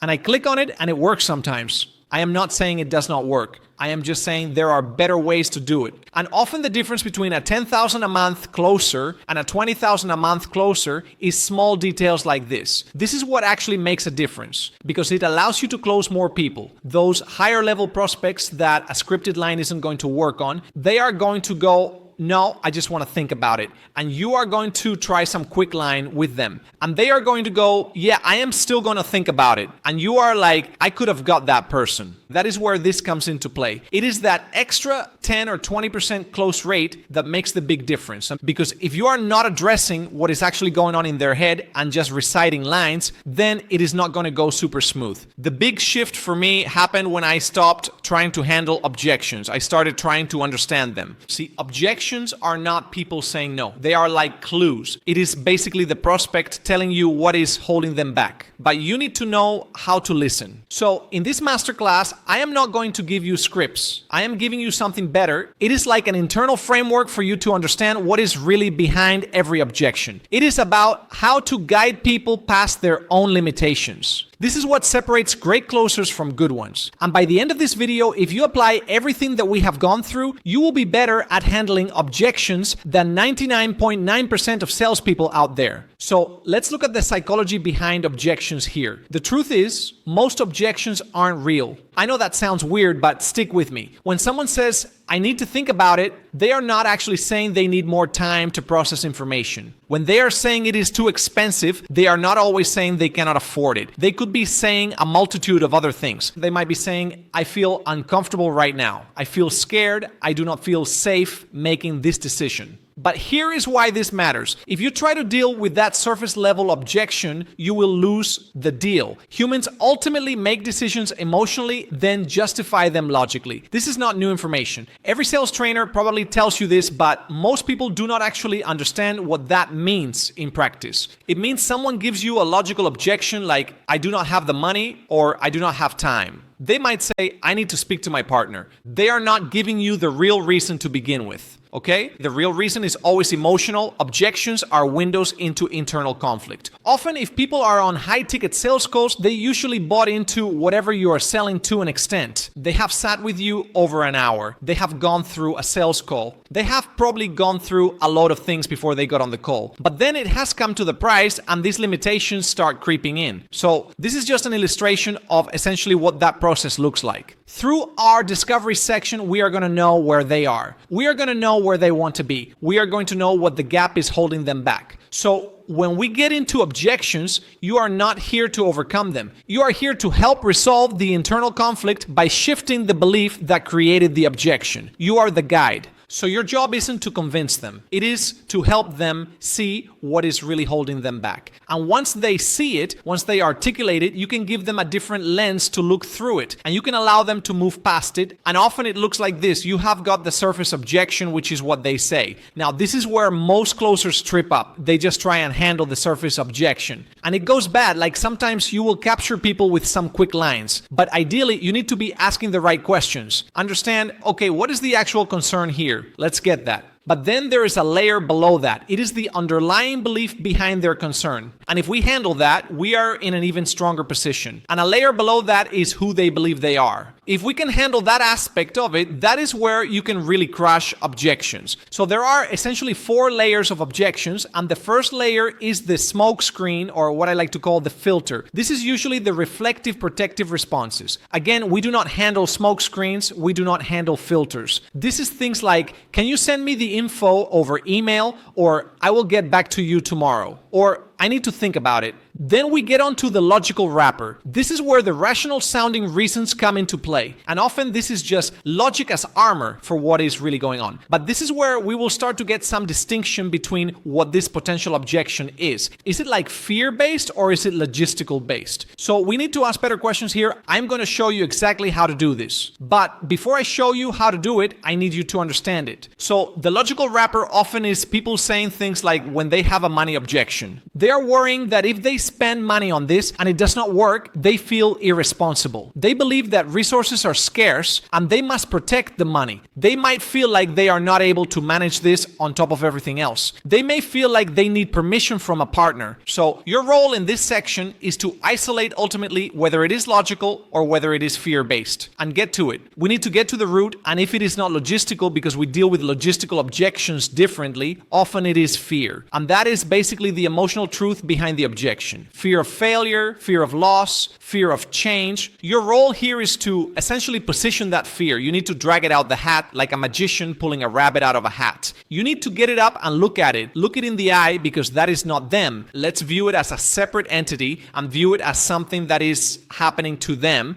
and then let them choose. Let them choose if they want to continue listening to fear, because it is ultimately what will hold them back. And the layer below fear is the identity foundation. This is the core beliefs of who they believe they are. Our identity is our deepest operating system. So this is things like people who believe they do not make decisions like this. They believe this is too much money for them and what they have spent for the rest of their life. They do not identify with being that sort of person. So our job in this section is to help them see. The decision they are avoiding is actually the decision that their future self would make. The identity that they want would make this decision right now. If they are already earning $100,000 a month, then a $5,000 investment isn't a lot if it gets them further along. So it is allowing them to step into it. So this is a good way to look at identity, and it is a good way to also improve the way that you make decisions. Most people think that it goes like this. When I have the resources, I will do the thing and that will make me successful. But in reality, it works backwards. And this is not common knowledge. This is something that I have discovered way later in my entrepreneurial journey. You, to begin with, have to be the person. Do what that person would do, essentially, before you are that person. And that is what brings the result. Like, you have got to do it backwards, because if you do it the normal way, you will never have the resources because you never do the thing. So you will never be successful. So you will never have the resources. And it is just this cyclical nature. You have got to do it in reverse. Like example, most people believe when they have the spare money, they will invest into sales coaching. That will make them better at sales, and that will lead to consistent 20K months. But the fact is, to get to 20,000 months, you have to act like you are that person already. Be resourceful enough to find the capital to invest in the coaching, and that allows you to become that person. Your role in objection handling is helping them to be the decision maker before they have all the answers. So there are 4 kinds of objections, and let's break them down. The first is smoke screens. Like I mentioned earlier, these are reflective exits disguised as reasons. But how can you spot them? This is important. They are vague, they are flimsy, there is no reason given, they just want to leave the decision. So examples there for you. How do we handle this? How do we handle a smoke screen? We need to pierce through it immediately. We need to create safety, normalize, and ultimately dig for what is real. The second kind of objection is logistical objections. These are real-world constraints. Okay, I will give you an example. Someone really wants to buy whatever you are selling, and they do not have the card. They literally do not have it. How are you going to sell to them? But there are ways we can deal with that logically to still get the sale. We can still get some form of commitment, some decision, but leave the logistical stuff until later. But these are usually very specific. The prospect delivers them calmly. They usually say, no, I really want to go ahead with this. It is just X, Y, Z. I am traveling for 3 weeks. I am in 2 other programs. I have left my card at home. I am transferring it from my savings. These are all real logistical objections. How we handle them is acknowledging that that is the reality. And then we need to test their commitment through various questioning. I'm going to show you this later in the masterclass. But we want to test it by saying things like, if XYZ wasn't a factor, just so I am clear, are we like 100% in on this? Yes. Cool. Then thirdly, explore creative solutions. How can we get this done? If someone does not have the card right now, do they have Apple Pay? If someone needs to transfer from savings, can we get a deposit from whatever is in the current account right now, even if it is $50? These are the creative solutions to how we can actually get some commitment. We get some decision, but leave the logistical stuff until later. The third type of objection is fear-based. So often these are disguised as logistical objections, but they are not. How do we spot them? Hesitation in voice, emotional language. It is usually about themselves, not the offer. It is usually vague, or they change reasons multiple times. They might say, I have tried before, these things do not work for me. What if I invest and it does not work? I am a bit worried. These sort of things. How do we handle it? Normalize the fear. Separate them from the fear. Make fear the villain in the room. Reframe the belief. Help them be the guide and then empower them. This is the difference between closing someone and overcoming objections. It is helping someone make a decision that they feel happy to make. It is the empowerment. And fourth is hybrid. This is objections with both logistical and fear-based components. So sometimes money can be logistical and fear at the same time. So can partner, so can timing. But how we handle it is by isolating the two of them. We handle them separately. So like for instance, if it was like a money objection, we could use a phrase like this. Is it that you literally cannot afford it right now? Or is it more that you're just a bit unsure if you should? We need to address the root. So there are the 4 different kinds of objections. I hope you have taken a note of those because these are going to be really important as we go through. Okay, now we are going to look at my framework. This is what I have previously charged thousands of dollars to teach sales teams. I use this to implement offers and train salespeople. I am literally giving it away for free because I want to help as many people get started in this. This is the CARE framework. It works for any objection, any industry, any offer, and here is how it breaks down. C stands for clarify. A stands for ask and isolate. R stands for reframe. E stands for empower with action. So let me walk you through each step in detail. As we go through, I'm going to give you real examples, language patterns, and frameworks that you can literally start using today. Okay, let's look at C, clarify. So the purpose of this aspect is to lower the threat response and try to start discovering what is real. The purpose behind this is to get people to feel safe. Because when you have started asking people for 5,000, 10,000, or 20,000, their fear response goes super high. And we want to get them out of that survival brain and into their rational thinking brain. We need them back into the emotion because if you do not, you are just going to keep getting smoke screens. They are going to keep saying, I just want to think about it. I just want to think about it. We need to lower that guard here. We need to disarm them completely. There are a few things we do in the clarifying section, but mainly the clarify stands for clarifying their belief in the solution. So we want them to answer the most important thing.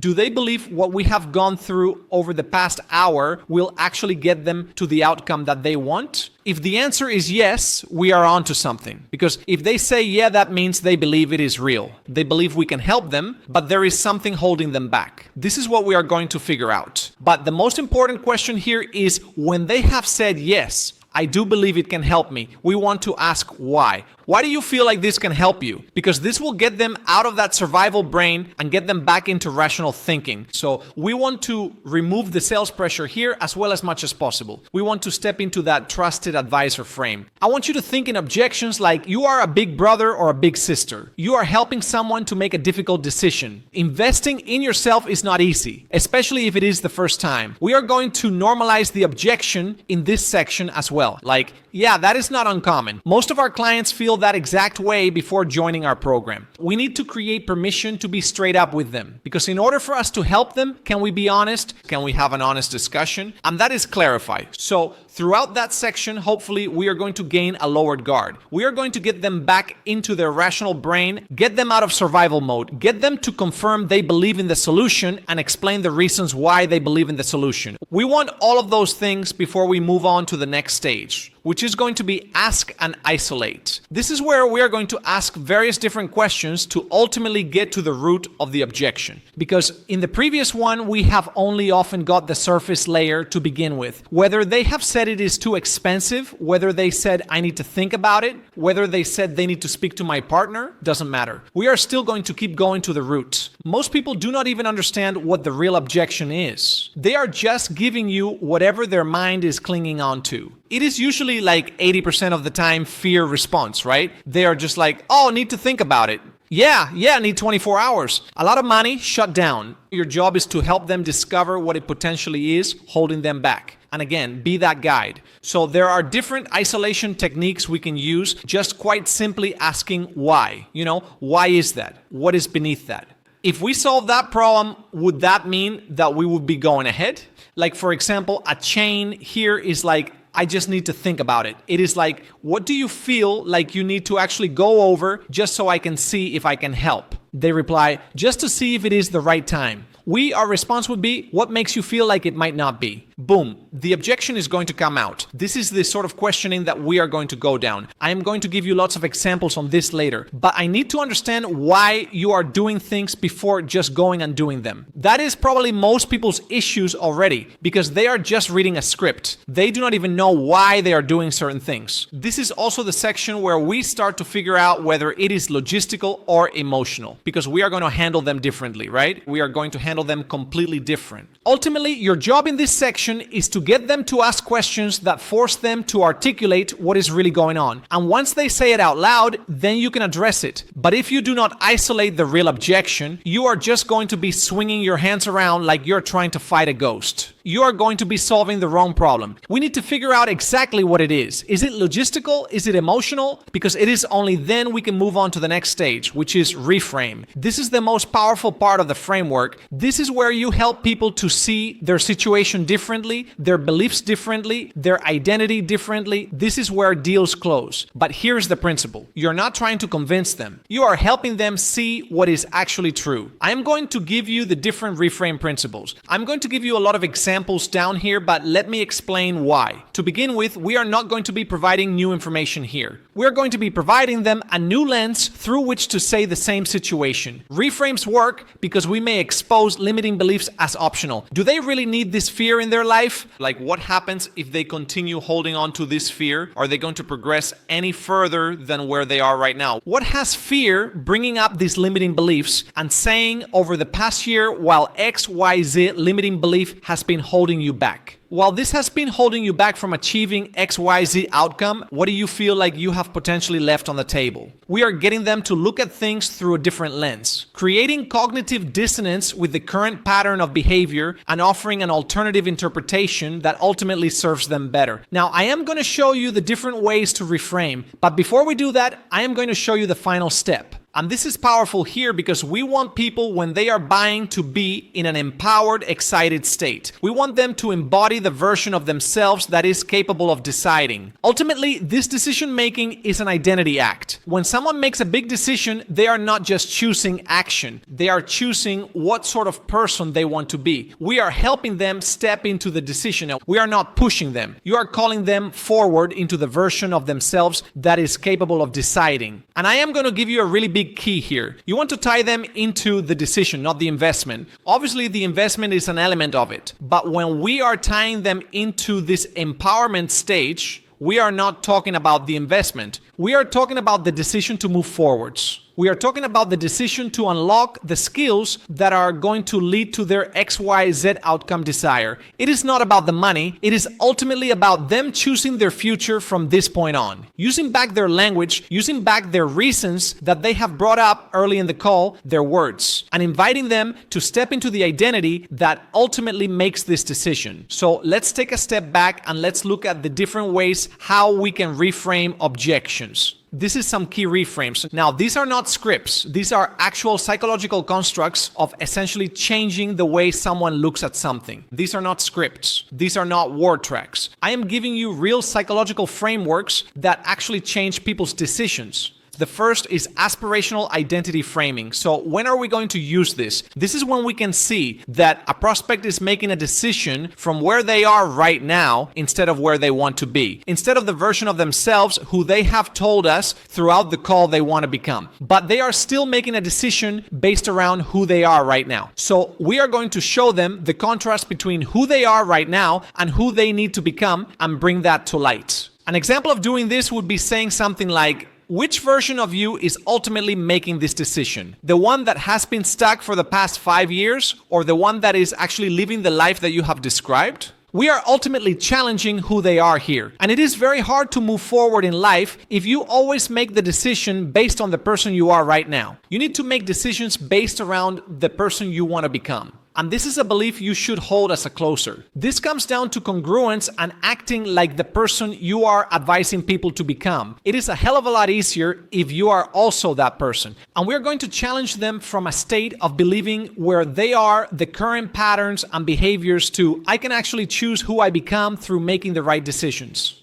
The second way of handling and reframing objections is fear exposure. This is where we are going to separate fear from them and make it the villain in the room. We are not attacking them. We are not saying you are scared. We are saying this is fear. Hello, Mr. Fear. Let's handle this together because that right there is holding you back from your dreams. So are you going to keep letting it? Separate it. People believe that fear is protecting them, but we are actually showing them that the fear is holding them back from the version they want to become. Different ways we can do this. Just understand it and then let the handling come out of you naturally. That is how the best people at handling objections handle them. Not with fancy word tracks, with real understanding. Just handle objections by speaking ultimately like words that are theirs, not scripted. And you will know which one to apply to which people. The third is agency reclaiming. This is to be used when people are outsourcing their decision or hiding behind delays or time objections. Ultimately, ownership is power. When they defer decisions to partners or when they defer decisions to time, saying they do not have time, they are ultimately saying they do not trust themselves. So we want to basically push the belief onto them that they can make big decisions and they need to trust themselves. We are essentially challenging them from a place of where they believe they need external validation to make decisions. We are installing a new belief, which is you are capable, you're empowered, you can do this on your own, you do not need permission.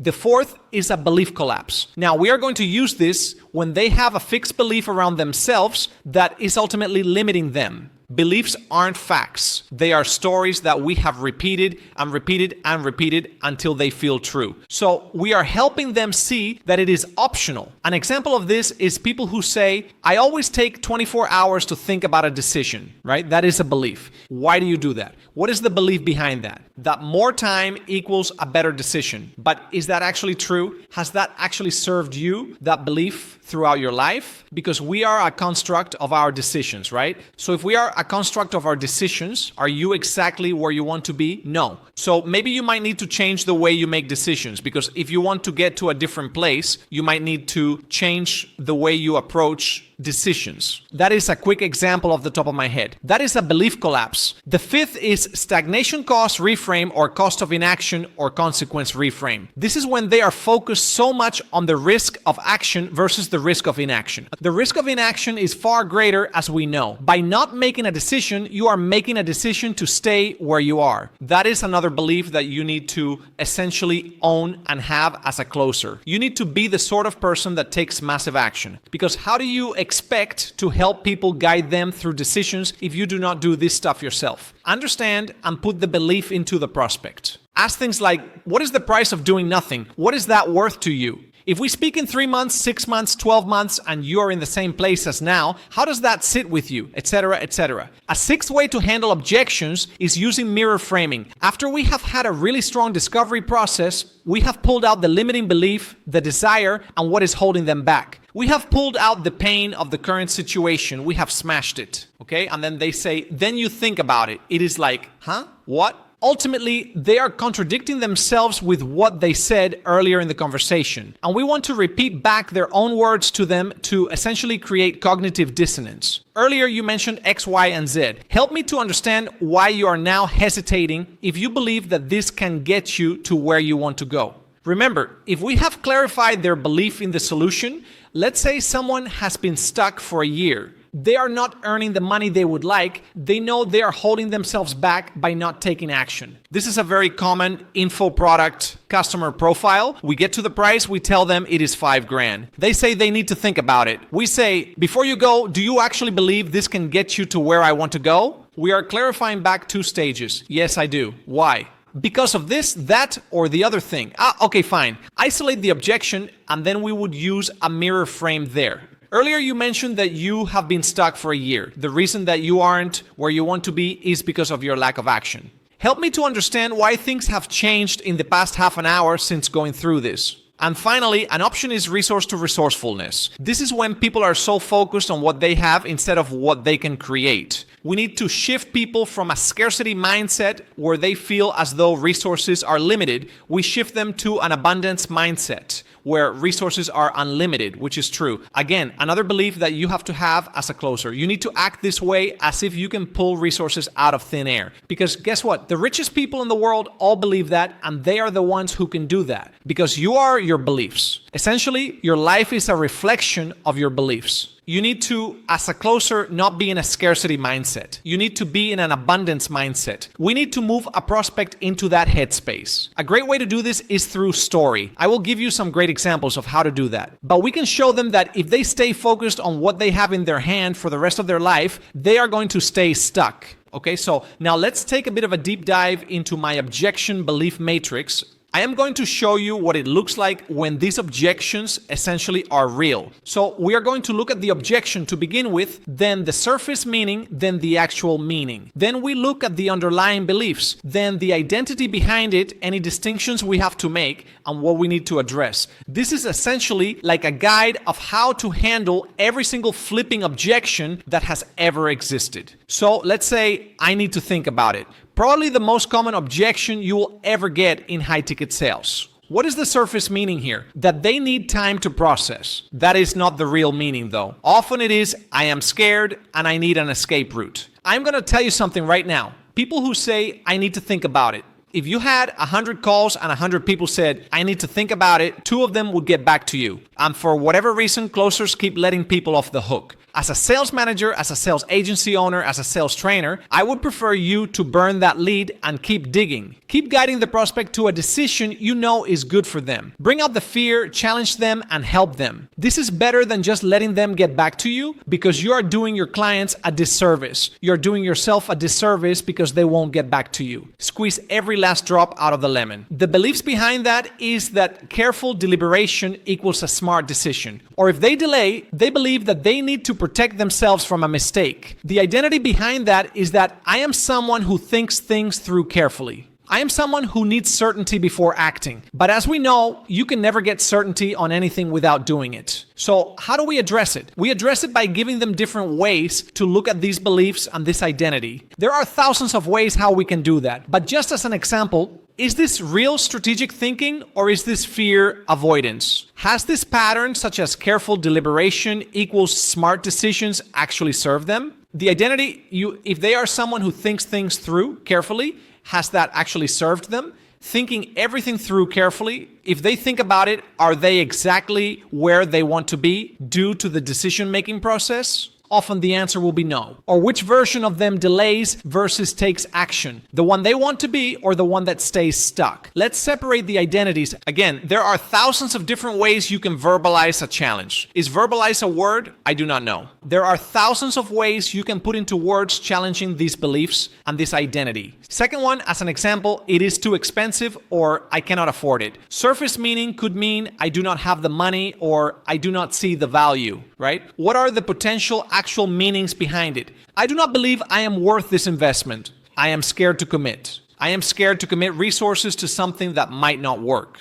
Or I do not trust myself to make this work. Underlying beliefs behind that meaning is money is scarce and must be protected. Spending this makes me irresponsible if it fails. Fear of failure. Some people may believe they do not deserve to invest at this level. That like crosses over into identity and that resources come from having them in your hand, not creating them. Identity behind it, I am not someone who affords these sort of things, or I am not the kind of person that makes big investments on the spot. Now, there is a critical distinction here between essentially having the money and being scared or literally not having the money. This is when we come back to what I said earlier, where we are separating fear-based objections and logistical-based objections. So, if they cannot afford it, they literally do not have access to the funds. That is logistical. There are creative ways and how we can help them, right? But if they won't afford it and they have it, then it is actually not a money objection at all. It is going to be a fear-based objection. So how do we address it to begin with? Do they literally not have it, or are they looking for more certainty before they allocate it? Are they thinking resource-based or resourcefulness-based? Like, what is the identity of someone who makes investments like this? Is that the sort of person they want to become? So this is how I structure in objections and actually understanding them by breaking it down. I have got pretty much every single objection you could think of on here. I am not going to go through them all like this because I have got other ways of showing you, but this is how I basically have full understanding of every objection and why it looks a certain way. That is all there. You should always understand why people have certain objections, not just take them for what they have said. Now, before moving on to handling particular objections like time, money, partner, and all the common ones that people struggle with, I am going to give you a bit of sauce here around using objections as a secondary discovery. So you have gone through the discovery to begin with. They have got to end the discovery. You are thinking, I have nailed this call. This person is definitely going to go ahead. They are ready to make a decision. They are ready to make a change. You have absolutely smashed it out of the park. Then you go through the pitch. They're starting to think, oh God, there is a payment coming now. You told them the payment. You're expecting them to buy on the phone. Everything has gone out the window. They forgot everything you have discussed. They are stressed out of their mind. This is when we are going to use it. It is also like a mindset thing for you guys as well. Instead of thinking of objections as this process that should be over in 5 minutes, let's use the objection process after you have offered the price. This is a secondary discovery. Do not worry about going over the same ground here. You should be keeping notes always. And this is where we are going to essentially go through what we have already gone through. Let's just bring it back into the picture a little bit because that emotional feeling that you got at the end of the discovery fades. All their logical and protective instincts will start flaring up and we want to get them out of that state. Second discovery brings that emotion back and starts to create weight in the decision. So what you're going to do is loop back to what they have already said earlier and anchor them in their why. Why do they want this outcome? Why is it so important to them? Let's emotionalize the decision and let's future pace the outcome. Time frame the cost of delay. So some key questions to ask here to bring people back into this second discovery state. I know there is no crystal ball of certainty here, but do you believe what we have gone through can actually get you to XYZ outcome so you can XYZ important meaning to them personally? Yeah, I do. Why? Why is that? We are getting them to buy into the belief to begin with. Then let's reconnect with that. How important is it for you to achieve that? What would that mean for you? Who else would that change things for? What difference would it make to your life? We are reconnecting them into that emotion. We are taking them out of price-based thinking now and into results-based thinking. So, let's say they are hesitating. Let's look at some of the biggest reasons why you would actually do this. Why would it change things for you if we actually did this and you succeeded? What would be the biggest reasons, do you think? And we are future pacing them here to solve the problems. And at what point does not making a decision here stop you from achieving X, Y, Z?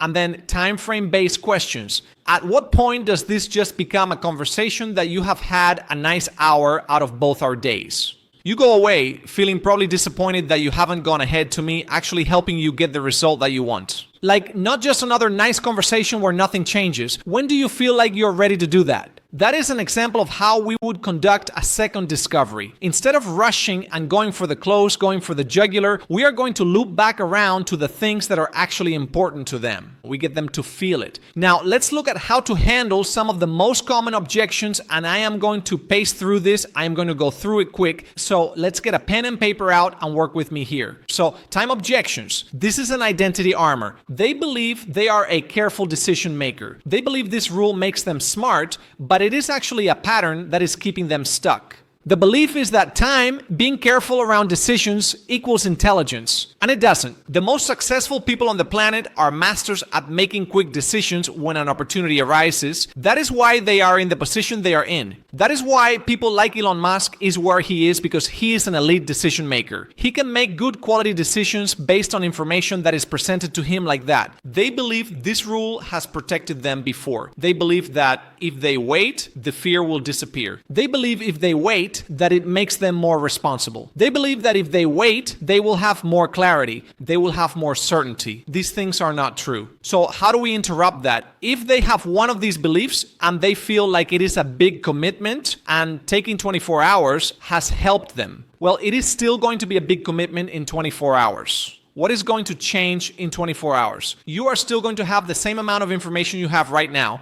We are going to take the pressure off. I can give you the next year if you want, but what is that actually going to give you? And how do you know these rules and these beliefs that you have in your mind aren't the thing that have kept you stuck, because we are ultimately a construct of our beliefs. And if you believe these things, then often that is the reason why you are where you are, good or bad. And then identity frame we can use here. Which perspective are you using here? Which lens are you looking at this decision from? The one that has gotten you to where you are right now, or the one that is going to get you to where you want to go? What version of you puts yourself in a better position? The one who delays for another week or another month or another year?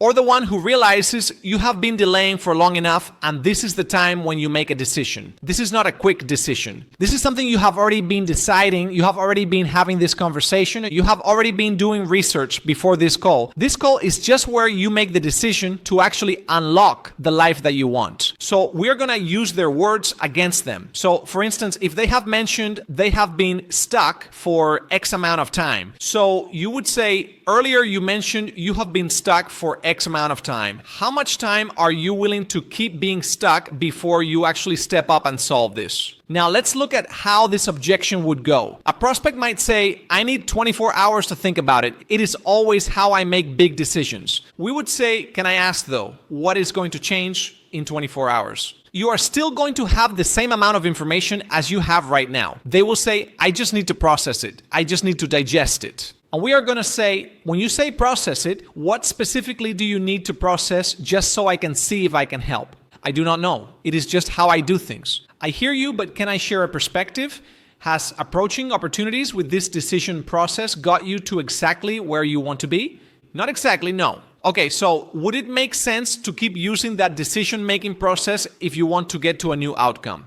Simple, right? I am going to preface this for all these objections. These are essentially reframes. This is after we have gone through C and A. We do not just want to dive in with these lines, because often if we haven't clarified their belief in the solution, got them to repeat back why, and then isolated it, we might handle the wrong thing. We should always isolate the objection to begin with. Okay, now let's look at money objections. These are things like, I cannot afford it, it is too expensive. Our philosophy here as a closer should be that money is an unlimited resource that can be made anywhere. The problem is not the lack of resources, but the willingness to be resourceful. These should all be your philosophies. As I mentioned, as closers, we are not like making some trickery philosophy to get someone to buy so we get commission. These are the philosophies of successful people. This is what successful people believe. They believe money is an unlimited resource. Time is not an unlimited resource. It is very, very limited. Understanding that more time does not help decisions, it actually makes them worse. And the more you delay decisions, the longer you stay stuck exactly where you are. That is why most people aren't successful, because they do not take any action on anything. They just think about it forever. The reason I am where I am from nothing is because I take massive action. I failed my way to success. Ultimately, I take huge action. If something presents itself as an opportunity, I start it that day. Obviously, I do research. I do a bit of due diligence. But there is only so much research and due diligence you can do with anything. All you have to do is do it and find out. If you have been looking at doing high-ticket sales, and you are watching this video, and this is the millionth high ticket sales YouTube video you have watched, and you haven't invested in mentorship, you still haven't got a role, you are still in a 9-to-5, what the hell are you doing? Take massive action, get started. If it is not with me and you think I am an idiot, that is fine, but still take massive action, because on the other end of it, in 2 months time, you can be massively successful. You can have a remote position paying multiple 6 figures a year, but you need to take action today. Rant over. So there are some core questions we're going to ask here. If people have a money objection,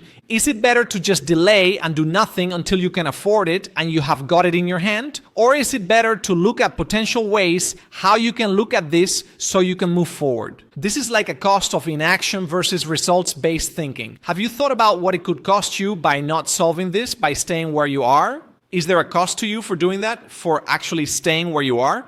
The pattern here is what has held us back in the past is often the same thing that holds us back in the future. So unfortunately, if you are constantly focused on the resources that you have at hand, you never have enough money. You do not have enough money to invest in your business or invest in your skills because you are in a job which does not pay you very well and you do not have any skills. You will never be able to generate the funds to do those two things ever in your life. So you will stay exactly where you are. Does that make sense to everyone? Like an extreme example. If you have got a job at McDonald's, you are paid minimum wage. to realistically set up like any decent business, you have got to invest money or you have got to invest time. But you work 5 or 6 days a week. You have not really got enough time to set up a business. You also have no skills. So looking at the resources that you have at hand and saying, I cannot afford this, but you also do not have the time investment available to set up a successful business. You will stay exactly where you are. You might get a better job. All right, go and get a better job. You still do not have the time. You still likely won't have the money. You will probably just get a slightly bigger house or a slightly better car and be in the exact same position and get lifestyle inflation. You need to actually invest in yourself and take the action of the person you want to become that person. So we look at resourcefulness, okay? When I settled my first business, I took out a ginormous loan. I did not have the money. I took out a giant loan to do it. And that enabled me, to be honest, it did not go that well for a long while, but it enabled me to get started. It all comes down to the perspective people are willing to use. If they make decisions from the perspective that got them here, that is all they will ever see. But if they make decisions from the place they want to be, that is when you will notice a real difference. So the choice they have is it more important for you to focus on the lack of resources or your willingness to become resourceful? Is your priority to become resourceful so you can actually accomplish XYZ outcome? A good frame here is like, which version of you is in a more empowered position? The version of you that just basically sells yourself on what you can't do and lets it dictate your decision? Or the version of you that has that much certainty in themselves? Is it the version that is open to looking at potential ways to move this forward so you can actually achieve this goal? Another frame is showing them that there is a cost. Like there is a cost to buying this investment right now, to investing in your business. That is a cost. That is a real material cost. But there is also a cost to not solving this. There is also a cost of you staying at your job for another year. Which one feels better to you? The cost right now or the cost of staying stuck? Which is better, which is worse? And is achieving actually worth it to you? Is getting a little bit uncomfortable worth it so you can be much more comfortable in future? Because a lot of people, they will be like, oh no, that is literally all my savings. How long has it taken you to save that up? A couple of years? Is it worth it for you to be uncomfortable for the next couple of months and not have that safety net? Is it worth it for you to be 10 times more comfortable, never have to worry about savings again, but to be in that state of discomfort for a little while? Is that worth it to you? Or do you want to stay where you are? Because that is your choice. Okay, moving on to partner objections. So the core philosophy here that we have to own as a closer is that the position someone is in, the position you are in, the position I am in, is a complete construct of the decisions that they made. So with partner objections, we want them to essentially change it themselves. We want them to take complete ownership of their own decisions. We need to set identities for them to fall into. Like for men, we want them to fall into like a leadership frame. We want them to feel like leaders and empowered bosses. Like not people who go and ask their wife for permission. We want them to fall into that leadership frame. So asking questions like, which version of you strikes you as more of a leader in this situation? The version of you that seeks that last bit of certainty from your wife for a decision that feels uncomfortable? Or the version of you that becomes decisive and courageous for his family and walks in and says, I have made a decision to give you the life you deserve despite potentially your emotions getting the better of you? For females, we want to give them a frame of empowerment. Now, approach this carefully, but with confidence. But let's focus on empowering them. If you look at the life that you want and the life you want to accomplish, which version of you is more empowered? The version of you that understands fear sometimes gets in the way and puts obstacles between you, but takes control regardless? Or the version of you that allows it to take over and sabotage what we both know that you can achieve? Now, with partner objections, they can sometimes be logistical, sometimes be fear-based. Through questioning, we need to realize what they are as well. Like logistical is they share a bank account. Fear-based is I just want to ask permission, right? Big difference. So if their objection is like, listen, it is just a respect thing. We want to be like, okay, but your partner has respected you this whole time while you haven't been able to achieve XYZ outcome. Why would they all of a sudden not respect you if you were to take the steps to achieve it? Why would they not respect that decision automatically? Because they have been respecting you not making the decision and staying where you are. Do you like that? It is good. And the follow-up is ultimately, whose responsibility is it to get up at 5 a.m. and attend these meetings? The one that is going to go through all of the work. The one that is going to meet the mentor 3 times a week. Who actually holds that responsibility daily? I do. So in turn, who takes the responsibility to take the first step?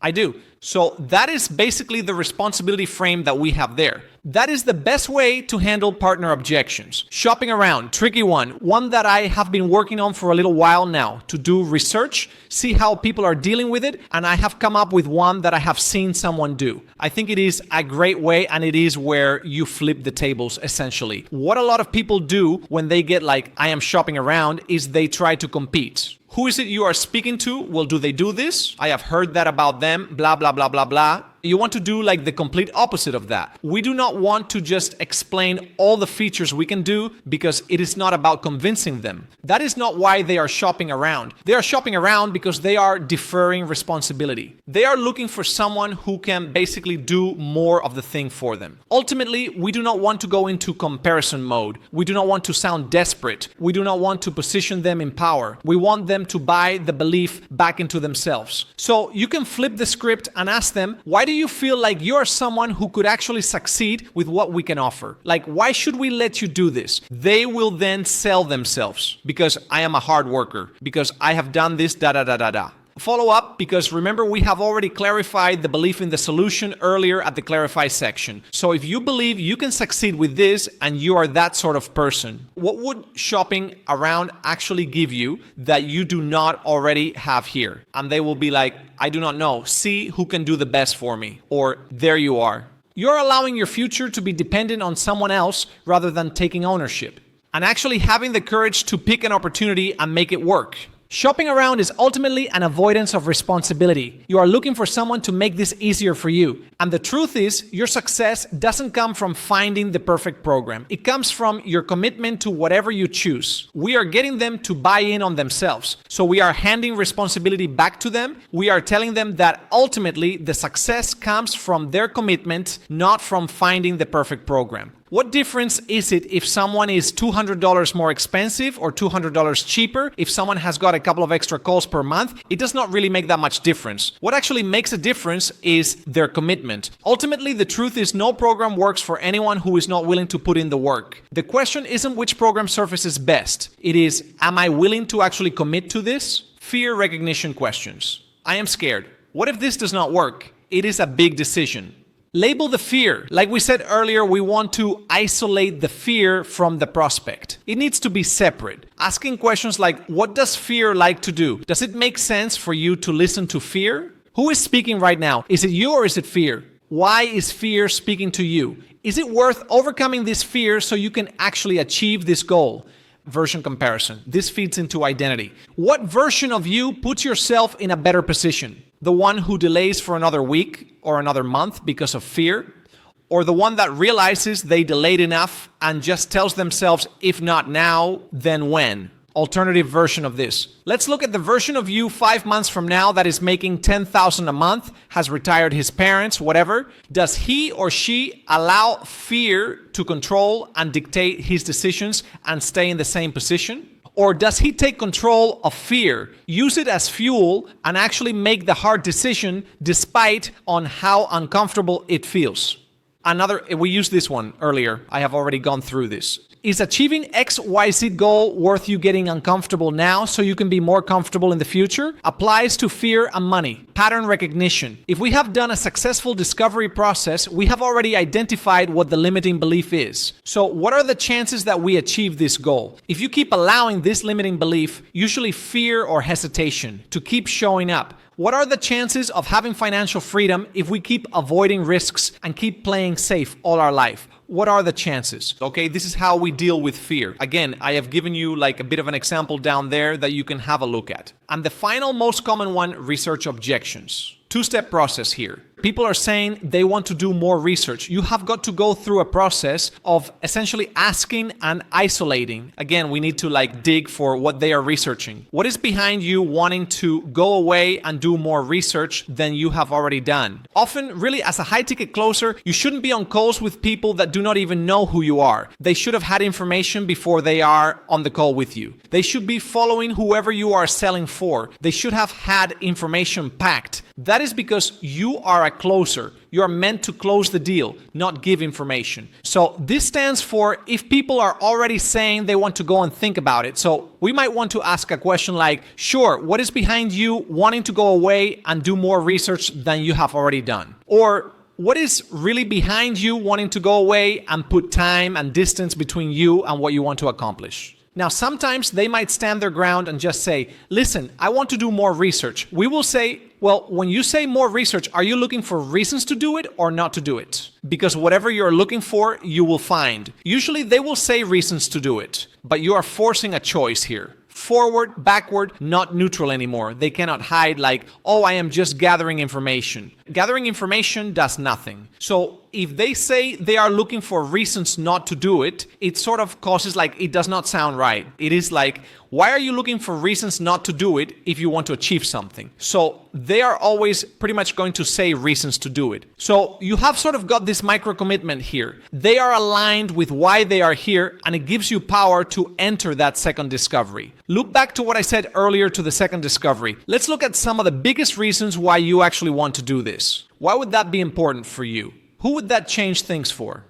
Getting them back to that emotional place, that emotional state. All right, let's put it all together. The process. Step 1, listen for the pattern. What are they actually saying beneath the words? Is it a smoke screen? Do we need to dig deeper? Is it logistical? We need to isolate it. Is it fear? Is it logistical? Whatever. If it is fear-based, let's find out what kind of fear it is and let's reframe it. If there is an identity issue, let's bridge the gap between who they are and who they want to be. Step 2, let's create safety. Lower the threat response so they can think clearly. Normalize their feelings, remove sales pressure. Position yourself as a helper, not a salesperson. Step 3, let's clarify the truth. Do you believe this can work for you and why? Then we are going to isolate the real objection. Keep digging until you find the root. If that wasn't a factor XYZ, would you be ready? What else is coming up for you? We need to be testing at every layer. Is this the objection? Is it really? Move on. Step 5, reframe the belief. Change how they see the situation. Challenge their limiting beliefs, offering a new perspective. Use metaphors, questions, stories, contrasts. Connect them to the desired outcome. Step 6, bridge the identity.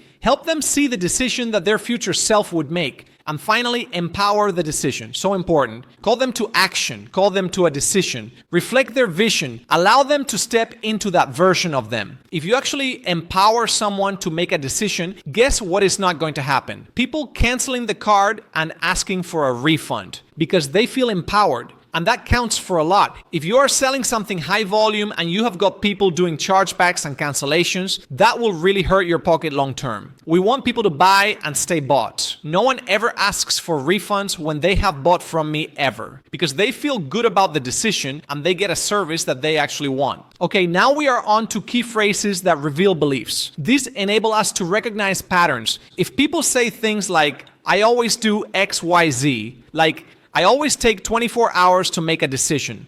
That is showing us that they have a fixed identity. They have got rigid patterns. It reveals they are using identity as armor. Watch out for it. We need to be watching out for all of these things. People say things like, I really need to make a change. I need to speak to my partner. The permission seeking reveals a lack of agency. They are outsourcing the decision. There is I need to, which is future tense. I am doing is a big difference. People say, what if? What if I fail? What if it does not work? Fear catastrophizing reveals they need certainty. What if this happens? What if X happens? We do not know. We do not know until you do it. That is the choice we have here. Do it or stay stuck. People say, I am not the sort of person that makes decisions on the first call. Or, I am not the sort of person that invests this sort of money. Again, it is an identity limitation. Minimizing language. I just want to scale my business. Downplaying importance, creating an escape route. What do you mean by you just want to scale? See the language that is used there. You just want to scale your business. Quite a big task. Maybe non-commitment language reveals avoiding decision ownership. Key language things to look out for. Now, bringing me on to potentially the most important thing here, the mindset you need to maintain and hold behind objections. And let's go through it. This is what I found has really helped me to handle objections well. It all comes down to mindset. It takes you out of that box of, I am a closer, I am going to close people, yada, yada, yada. By having a different mindset, you close more sales. Two different kinds of ways you can approach objections. Rigid thinking, fluid thinking. The real skill is fluidity. Rigid thinking is, if they say this, then I am going to say that. And then if they say this, I will say that. Here is my script for this objection. I need perfect words. You do not need perfect words. You do not. You need the intention behind the words to be on point. And you need to have a well-constructed understanding of where they are. Really listen and just have the right words. That does not need to be this pre-rehearsed story about bears walking through the woods or whatever people are using now. Fluid thinking, and these are really good things to have up when you are on a sales call. What belief is creating this objection?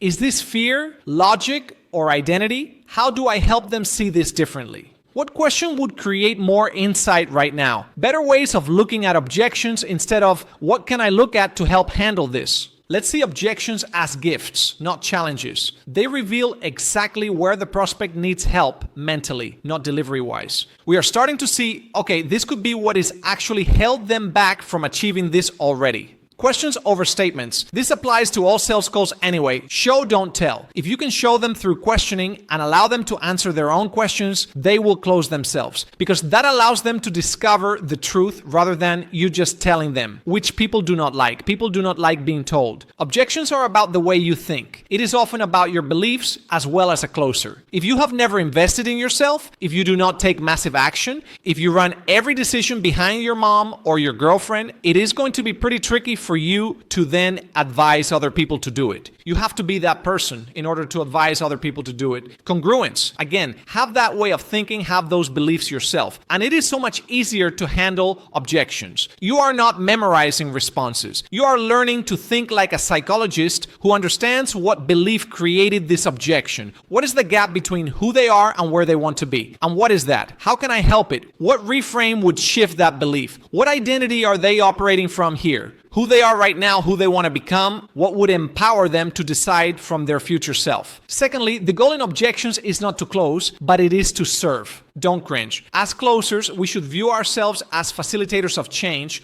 We should view ourselves as helping individuals in business get to what they want. We help them get out of their own way because we know what we are selling is the right thing for them. They are just in their own way. When you genuinely care about helping people and overcoming their own limitations, you create authentic rapport. You give yourself permission to be direct. You help them make decisions that serve their future. The big mindset shift, if you can take one thing away from this video, you are not convincing them for your benefit. You are the guide helping them to navigate past their own limitations. Again, congruence. I have mentioned it quite a few times through this video. Are you the sort of person who has also invested in themselves? Are you holding yourself to the same standards you hold your prospect to? How can you expect to convince someone to invest $10,000 if you have never done the same? Hard, because you would essentially be lying, right? What is congruence? Do your thoughts, your words, and your actions align? And finally, detach from the close. I have not actually wrote that down here, but it just came to me. Don't think about the close. Don't think about the commission. Don't think about the sale. This is hard. This is harder to learn than any of this. Just being completely detached, being genuinely not bothered whether they buy or not, but wanting to help them will serve you so well. So that is essentially my brain on objections. I really took my time to put this together. This is my gift to you. And I feel as though if you master this,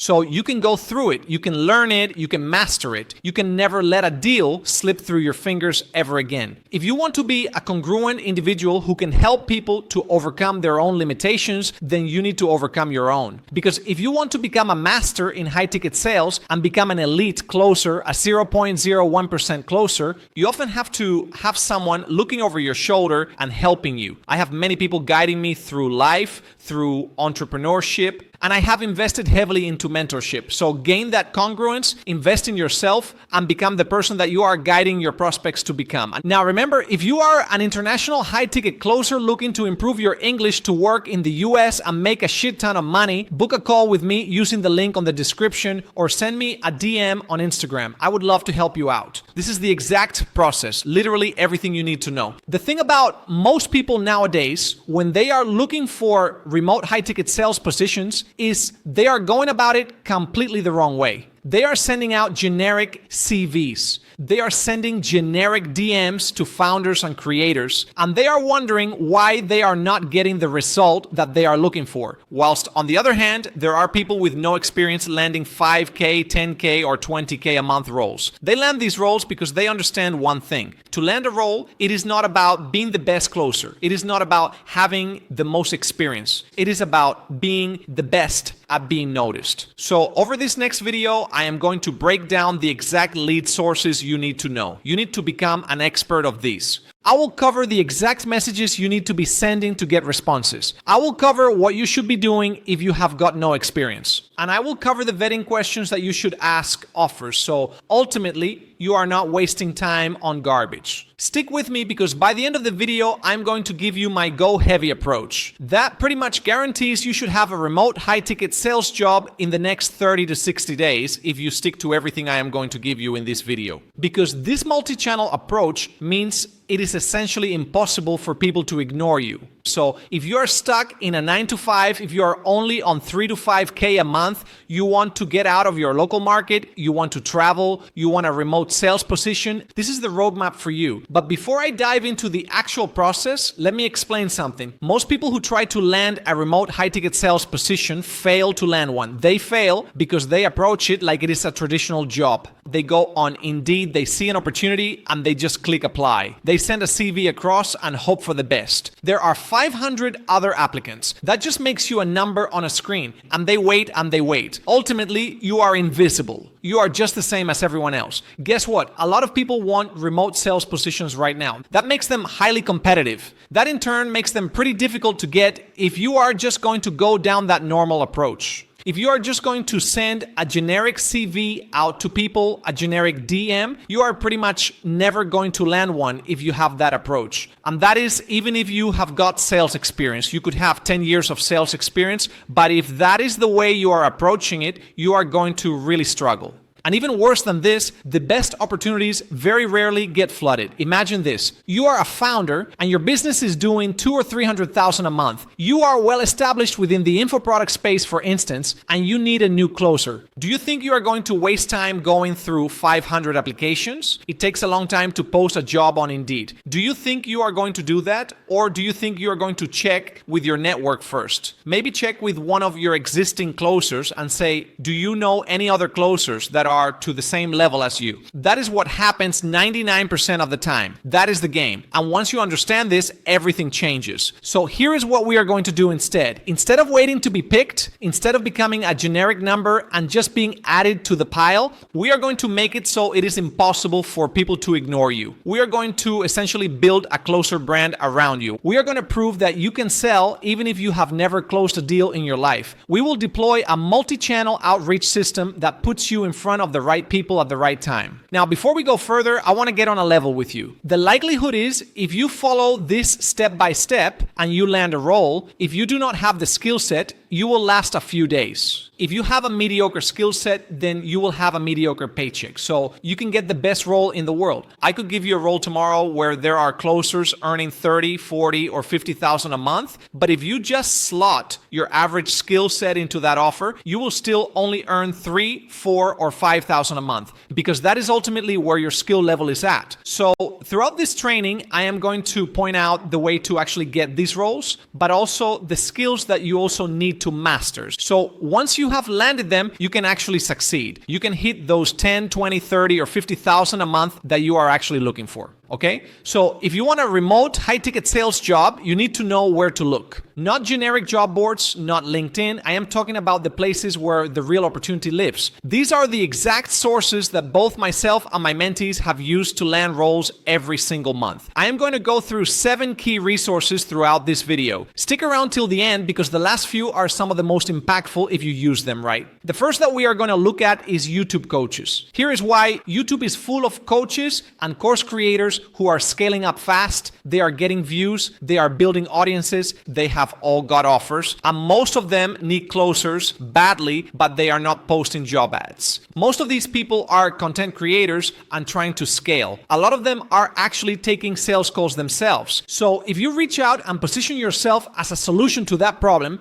taking them away from sales calls that are taking up all the time. Then it is going to allow you to stand out. And this is a really quiet market as well. So what you need to do is go to YouTube, type in various sentences that essentially are applicable to coaching. So you could type in like how to start a fitness business, or how to start an e-commerce store, how to get your first property in real estate, how to become a life coach. All these like how-to businesses, but you have to get in the mind of your coach, right? So if someone is a fitness coach, you could also be like how to gain 2 kilos of muscle, or how to beat your last high rocks time. If you are a business coach, how to set up Facebook ads. The list could go on. You could do this literally all day long. But if you type these in, you will find these creators. Sort them by recently uploaded, so you're not looking at things from 3 or 4 years ago. Because ultimately you want creators who are gaining traction and haven't fully scaled up yet. So they are in this sweet spot where they need help, but they haven't got like millions of followers right now. You are ideally looking for people with 1,000 to 50,000 views per video. They have got an active comment section, and ultimately they have got links in the description. This is links to like their Instagram or a Skool community or a Discord community. These are signals that there is something behind the scenes. They are not just a YouTube creator. They have got something going on, some sort of paid service. So what I want you to do is create a very simple spreadsheet. In one column should be creator name, then the channel link, then their Instagram handle, then maybe the email if you can find it, and then some notes, whatever you need to know just to give you a bit of a reminder.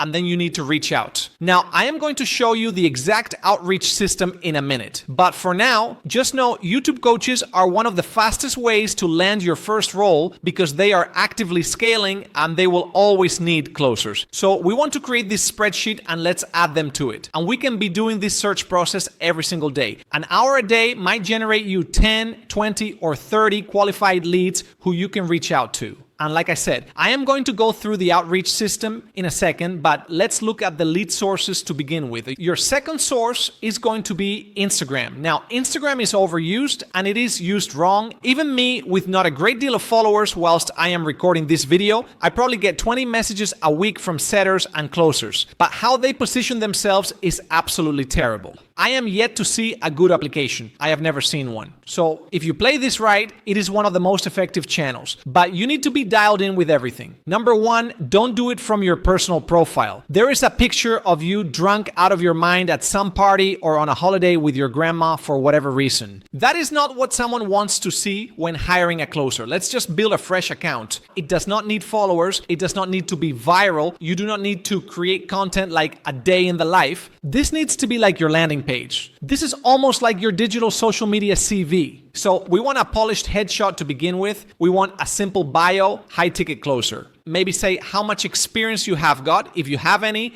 or how much revenue you have generated.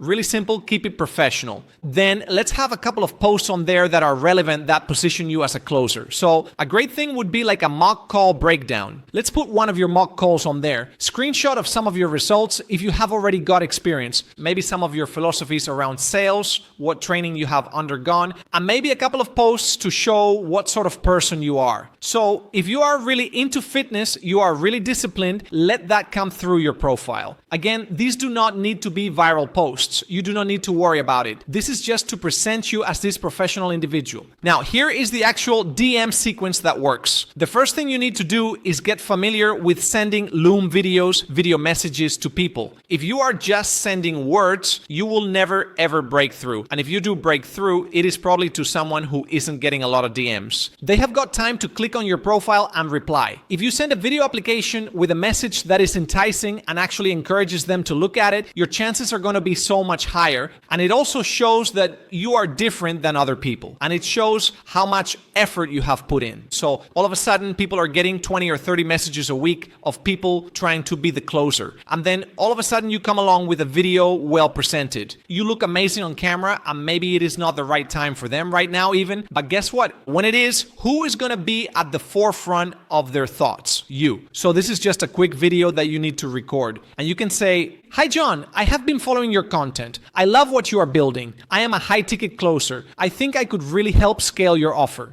I would love to chat how I could potentially support your team. Here's a quick intro about me, how I work, what trainings I have had, and how many deals I have closed. Keep it under 2 minutes. Just be genuine. Don't pitch hard. You can also send them a mock call recording to show how you maybe handle objections. And if they are interested, make sure you have got your player card to hand, which is like a one-page resume, but we will go through that more later. Now, once you have sent the first message, it is important to be following up. If you just send one message, again, coaches' DMs are often flooded. Also, there are appointment setters that live in there. So in order for you to jump to the top of the pile, you need to be sending follow-up messages day 1, day 2, day 3. But let's make these follow-up messages relevant. Show that you are engaged with the content. But I am going to let you in on a little secret here. And I do not know how ethical of an approach this is, but it definitely works. And it works a lot better than just sending a Loom video, just sending a DM. And it is a bit sneaky. So with a lot of coaches, they will have a keyword in their bio that means you are interested in whatever product or service they have to offer. So it might be something like start or DM me the word go. So you're going to engage in a conversation as if you were an interested prospect. Just have a conversation. You do not need to explicitly say you're interested. You could just fill it out and put go. I love your content. I love what you do. Could you tell me a bit more about your coaching? How long have you been doing that for? It looks like you are doing really well. Starting this conversation and then at the end say, are you in need of another closer by any chance? I have been doing X, Y, and Z. Here is a Loom video. Now, some people aren't going to receive this that well, and you might get a couple of people blocking you. But who cares, right? But from the odd coach that you do get through to directly, it is a great way to stand out. It means you have actually cut through maybe an AI appointment setter. You have maybe even cut through the initial appointment setter, and the actual coach has taken over the DMs. And you have said, if you need a high-ticket closer, I am here. Do it in a friendly way. Make sure it is not rude. That is a great way to sneak through the barrier. Now, here is the third lead source, and this is for people with experience only. This is a bit more of a traditional approach, but still it is overlooked. Now, there is a group of companies out there right now which are sales agencies. And what they do is they position themselves for coaches and creators and businesses and provide a group of sales reps. So they are always needing good sales reps. It is a bit tricky to get into these if you do not have any experience. I have seen it done though, even with zero experience. So it is possible, but the chances are you are going to be in a much better position if you do have some experience.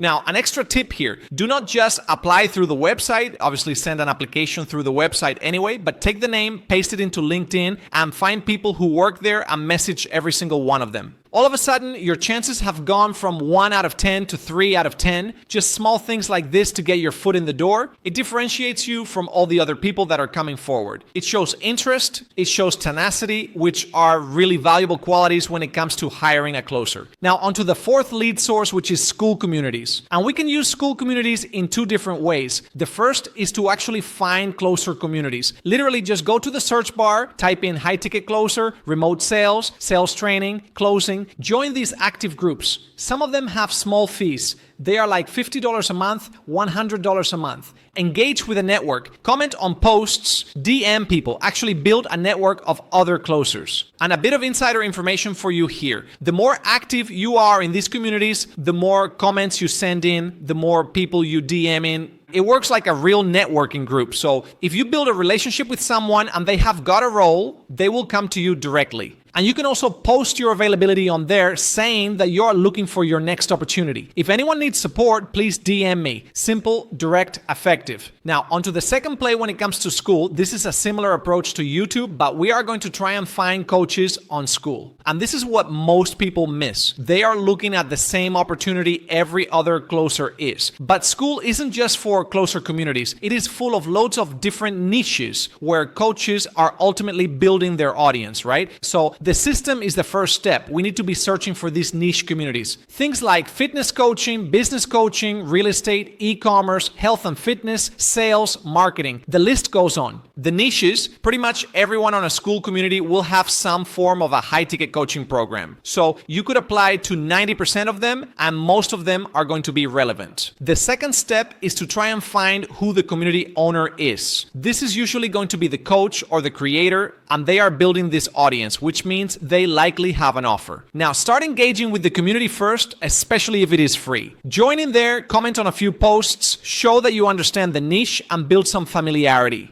And then the fourth step is to actually add them to your Excel sheet again and find them on every platform. Fill out the columns and reach out to them directly. Just say, I have been active in your community. I love what you are building. I am a high-ticket closer who specializes in your niche. Would you be open to a quick chat how I can support your sales? Now, most coaches in these niche communities are actively growing their business, but they haven't thought about hiring a closer yet. Some of them are still on sales calls themselves. So even if they are not ready now, it is the same principle. You are at the top of their mind when they are. So we want to look for communities that are at the right size, where the owner is actively posting about their offer, the launches, and the goals. And by doing that, they are signaling that they need help. This is a goldmine because you are direct. You are not competing with 100 other closers. You are approaching coaches who haven't actually posted a job yet. Now, this is the fifth lead source, and I am not going to go too in depth on these because it is pretty obvious. LinkedIn is great. Some of the opportunities on there are absolutely fantastic, but they are competitive. It is as simple as that. I saw an opportunity on there for Tony Robbins and Grant Cardone literally last week. So there is some unbelievable opportunities out there, right? But you have got to be at the top of the pile, and you do that through what I am going to go through later in this video. You can still land them. But it is always good to have this multi-channel approach. With Upwork and with LinkedIn, it is very important to have your professional profile. Number one, if you are a high-ticket closer, let's have that in your headline as a starting point. Let's not have that you are still a dog trainer or whatever the hell you used to do before you wanted to be a high-ticket closer in your job title. Let's scream from the mountaintop that you are actually a high-ticket closer. If you have a niche that you prefer to work in, like coaching or agency space, put that in and put in the amount that you have closed if you have. If not, maybe mention who your mentor is or who has taught you sales, because that carries a lot of weight. Adding onto your profile any training that you have invested in, any call samples, and your availability. Now, when it comes to Upwork, it is always a good idea to actually boost your budget. So it literally costs you probably about $30 a week. And when you apply to roles, it means that you can bid and be the top bidder. And that means that when founders and business owners open the application sheet, you are at the top. Always bid, always be the highest bidder. And I believe as well, you can also sponsor your profile. So if you say high ticket closer, when people are hiring, they will get an advert for your profile, even if you do not apply. It is worth just budgeting that little amount every week. And you can get some great opportunities on both LinkedIn and Upwork, but it all comes down to your profile. And a bonus tip here is to make sure that your profiles are public. On Upwork, there should be a toggle where you can say, allow people to search for you. The same on LinkedIn, let's have an open profile. We can also set reminders and job alerts on both platforms so that when a high ticket closer job pops up, we can be the first to apply. And that is really important. Right on to lead source 6. Again, I will be honest, job boards are potentially the least effective, but they are still worth checking. There are a lot of good sites out there. Indeed, remote.co, remote job websites. If you are in Europe, ideally search for US job boards too, just because there is a lot more opportunity there and they are a bit more active in this space. You can create accounts on every single job website and set up search alerts. That is the best thing to do. Instead of like checking them once or twice a week, just set up a custom inbox like rafa.segovia.closer@gmail.com, right? Sign up to all these job websites and then set an alert for certain keywords. Remote sales or high ticket closer. It takes you 5 minutes per job website to sign up, and then you will get email notifications when things are actually posted rather than having to look through it all the time. But let's not rely on this. This is the lowest priority. Now on to lead source 7. This is the best possible way to land remote high ticket sales roles, and it is your network. It is not what you know, it is who you know, is the age-old phrase. And this space is like any other. If you are networking with the right people in the remote high-ticket sales space, then it is the best way to find roles. Because when founders need new closers, the first people they ask is the current closers always. So if you are not in these circles and you are outside of it, it is pretty hard to get in some of these offers. A way to potentially get into these networks is by, on your outreach spreadsheet, DMing existing high-ticket closers. Have a chat to them and just literally become like their online friend. Have a small database of 20 or 30 other existing high-ticket closers and just become like online friends with them. That is a way to do it if you are not going to invest into a community. Now, I am sure some of you are on here thinking a few different things. Maybe you are thinking, right, Rafa, I have been in a sales job for X amount of years, or a corporate job for X amount of years. I do not really know how to close high tickets. Or someone might have no experience and be thinking, okay, great, I could land these roles, but what happens when I actually walk through the door and get on a call? I do not have a framework and I cannot handle objections. What is going to happen then? Well, the truth is you will lose the role in a matter of days. If you last a few days, then you might lose it in a couple of weeks. This is different than getting a job with a basic salary where you're going to be sat next to the manager and they are going to be helping you. They train you to be a successful remote high-ticket closer. It is like being a contractor. Well, it is. You are a sales contractor. It is like getting a contractor for your house. You have invited a contractor in to build the house and he does not know what he is doing. And you are paying him based on the work that he is doing. You would be like, I am just going to get another builder who knows what the hell he is doing. Why would I take a chance on someone who doesn't, who is still figuring it out? It is the same thing.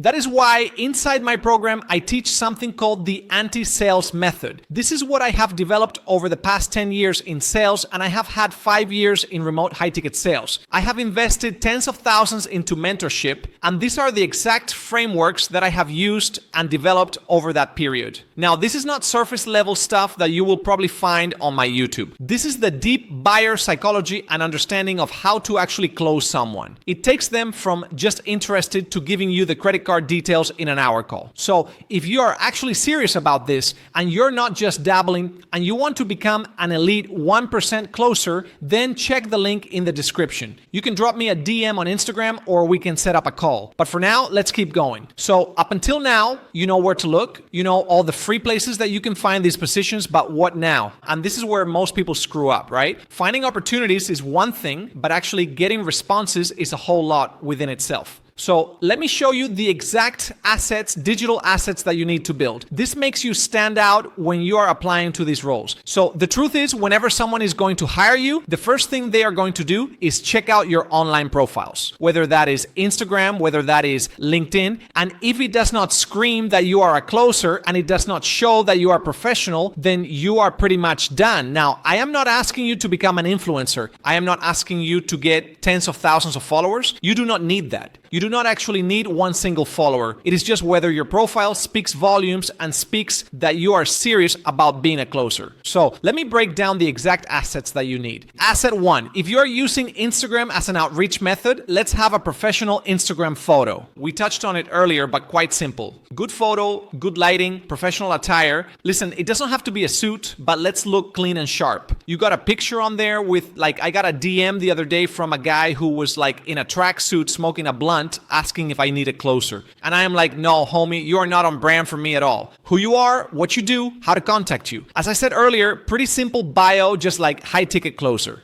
This is how much I have closed. DM me for availability. And then a couple of posts, sales tips, call breakdowns. Client wins if you have got some experience or some information on the training you have got. Show your character. You do not even need to post every week. You can literally just put those assets on there and leave it until you land a role. Okay, on to the second asset. This is a one-page resume. I like to call it a player card. This isn't a traditional CV. This is like a sales page for yourself. So what we need to include here in the headline is high ticket closer. If you have got a particular niche that you want to work in, like fitness, put fitness specialist. And then if you have closed any revenue so far, put the amount of revenue at the top. We want to have a brief introduction about any experience you have got or any training you have got, who you help, what frameworks, what style of selling you use, available time zones. Then onto your skills. Again, mentioning any training that you have done where you excel in this space. So things like objection handling or discovery process, tonality. Then we want to look at any training certifications. The next thing you need to include on the player card is your experience. And there are two ways we can go about this. If you have not got about sales experience, you need to look at what you have done throughout your life and how that can apply to sales. This is really simple. I landed my first sales job by doing this. So I played a lot of basketball growing up, and I spoke about how team sports gave me the discipline and structure and resilience that would perfectly apply to sales. I also worked in customer support and customer solutions for a few years, and I talked about how that was applicable to sales, how I was dealing with customers and fulfillment on a daily basis, and I weaved my life experience and applied it to communication and sales. So if you have no experience, you have got to find a way to do that. It is as simple as that. Now, if you do have experience, amazing, but let's not go into the weeds here. What do people care about when they are hiring you? They care about how much revenue you generated for that business. That is the most important thing in both. Second, roles and responsibilities can be bullet points. We do not need to know what color the walls are or what coffee you drank. Dead simple bullet points, roles and responsibilities, and just list them out. Then your contact details, email, phone number, if relevant, Instagram, LinkedIn. Simple. Keep it one page, clean and professional. Now, on to the third asset. You should have done at least mock calls by this point if you have got no experience.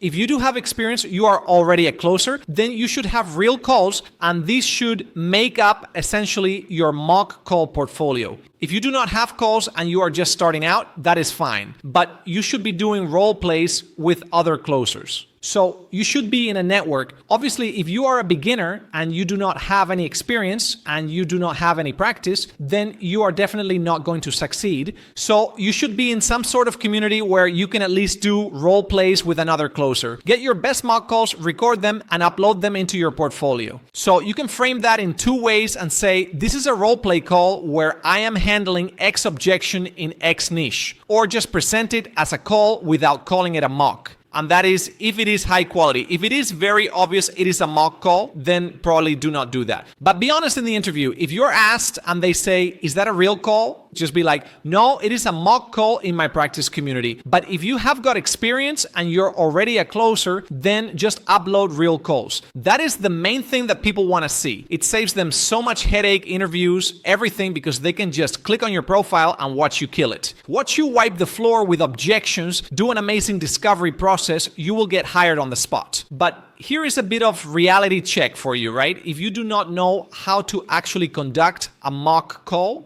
and if your discovery process is bad and you cannot handle objections, and you are nervous to upload the mock call, then you are probably not at the skill level to succeed in this industry yet. And you have got to be real with yourself that you might need to undergo some training. You need to feel actually confident to upload these sort of videos instead of just trying to wing it and sneak in the back door. And that is why learning this craft matters. That is why these frameworks are in place. That is why I teach things like my CARE method for handling objections, staircase method for digging deep into pain, the non-negotiables if you want to be elite in this space. Inside my program, we drill this multiple times a week to make sure that by the time you are interviewing, you feel like you have already done it 100 times before. Okay?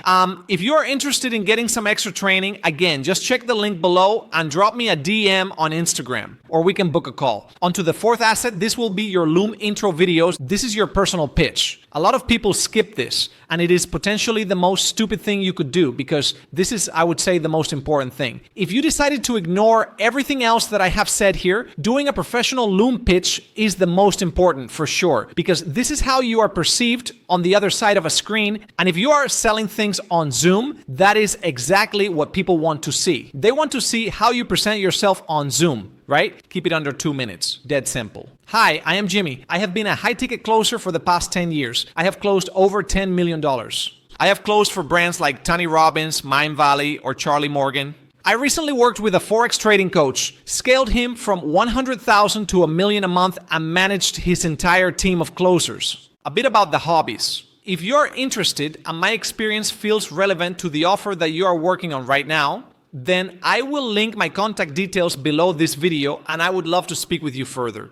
Thanks, Jimmy. Simple. Done. Keep it under 2 minutes. Be confident, be clear, have a clear background. Do not have a dirty pair of socks behind you. Just, let's keep it professional. Get a good camera, get a good microphone. They cost nothing nowadays, right? Get a decent one. I think my webcam that I have used for the past 3 years was $10, and this microphone I think was $50. Cost nothing. Okay, fifth asset, simple. Set up an account on Calendly so people can easily book calls with you. Set your availability so when you send over your intro videos, when you send over your player cards, you can just link your calendar. People can book a call with you easy. This removes friction. Simple. Okay, you have got your assets. You have nowhere to find these roles. What now? How do we actually turn this into a result? So now it is time to start reaching out and actually making contact with these businesses. And where a lot of people go wrong is just sending one message. They do not follow up. They do not stay top of mind. And they assume if someone does not reply to the first message that they are not interested, but that is not the case. By nature of things, the best opportunities, the best people you could possibly work with are going to be busy people. Means they have got a lot going on. Means they are making a lot of money, right? So it will often take a few times to get their attention every time. So if you are doing it once, it is very unlikely you are going to get any results, especially when it comes down to social media. We need to be reaching out multiple times to actually catch their attention. And your job is to stay persistent without being annoying. So let me give you an example, cadence of messages that you can be sending to people that has got a nice flow, and it is not going to piss people off. Day one, this is where you send your Loom video. That is the first thing you need to send. And what I would do is reference something in their content that you like, that you genuinely resonate with. Mention it in the DM and say, by the way, if you are looking for a high ticket closer, I am experienced. I have generated XYZ. Here is my Loom video. It would be great to meet you and set up a call over the coming days. That is message one. Or you can try that sneaky Trojan horse method that I told you earlier. You can basically send them a message like, hello, could you tell me a bit more about your coaching services? Or mention a keyword and ask for a free resource and have a bit of a conversation. And then send your Loom video. And that might just get your foot in the door. But that is a sneaky one. It does work, but use with caution. Now, on to the second day. This is where you're going to send them like a bit of a carrot. You could say, I have just put together a full objection handling process of how I would handle X objection in your industry or niche. Check it out. And send it across. I actually landed one of my best roles by doing this. I sent someone a custom script that I really wanted to work with, and I landed the position. And a secret here, it is the same script and the same objection handling framework. No matter who you are dealing with, no matter what niche you are dealing with, that is the beauty of high ticket sales, right? So if you are dealing with a fitness niche and you really want to get into the fitness space, you can just send them all the same document. But this is going to really catch people's attention. And guess what? No one is ever sending this to me. I know I am not the biggest coach in the world, right? But the sort of DMs I get, I would never reply to because they are just like, yo, bro, do you need a closer? That is it. One message. Someone send me something like this. I would be like, wow, this guy is really interested. So that is day two. We want to send that across. So I would then give it 24 hours and just send a polite reminder. Something along the lines of, hey, bud, did you see this? No pressure to reply. I am just making sure that you have received it. And then we are going to give it another 48 hours. Send over our call recordings. And then give it another 48 hours and send over our one-pager document. At that point, they have everything they need from you to make a decision whether you are going to be a good fit. But follow them from your closer Instagram account and just engage with the content. And over time, they will need a closer and you will be the person that they come to if you approach it in that manner. Now, I want to be very clear here. This does not just apply to Instagram. Instagram has become very competitive with high ticket closing right now. This applies to LinkedIn. This applies to job websites. This applies to Skool. This applies to YouTube. That same cadence should be applied to every application. And this is where your Excel document comes in handy. When you are building this Excel document with your potential leads, you can say, I have already sent them my player card.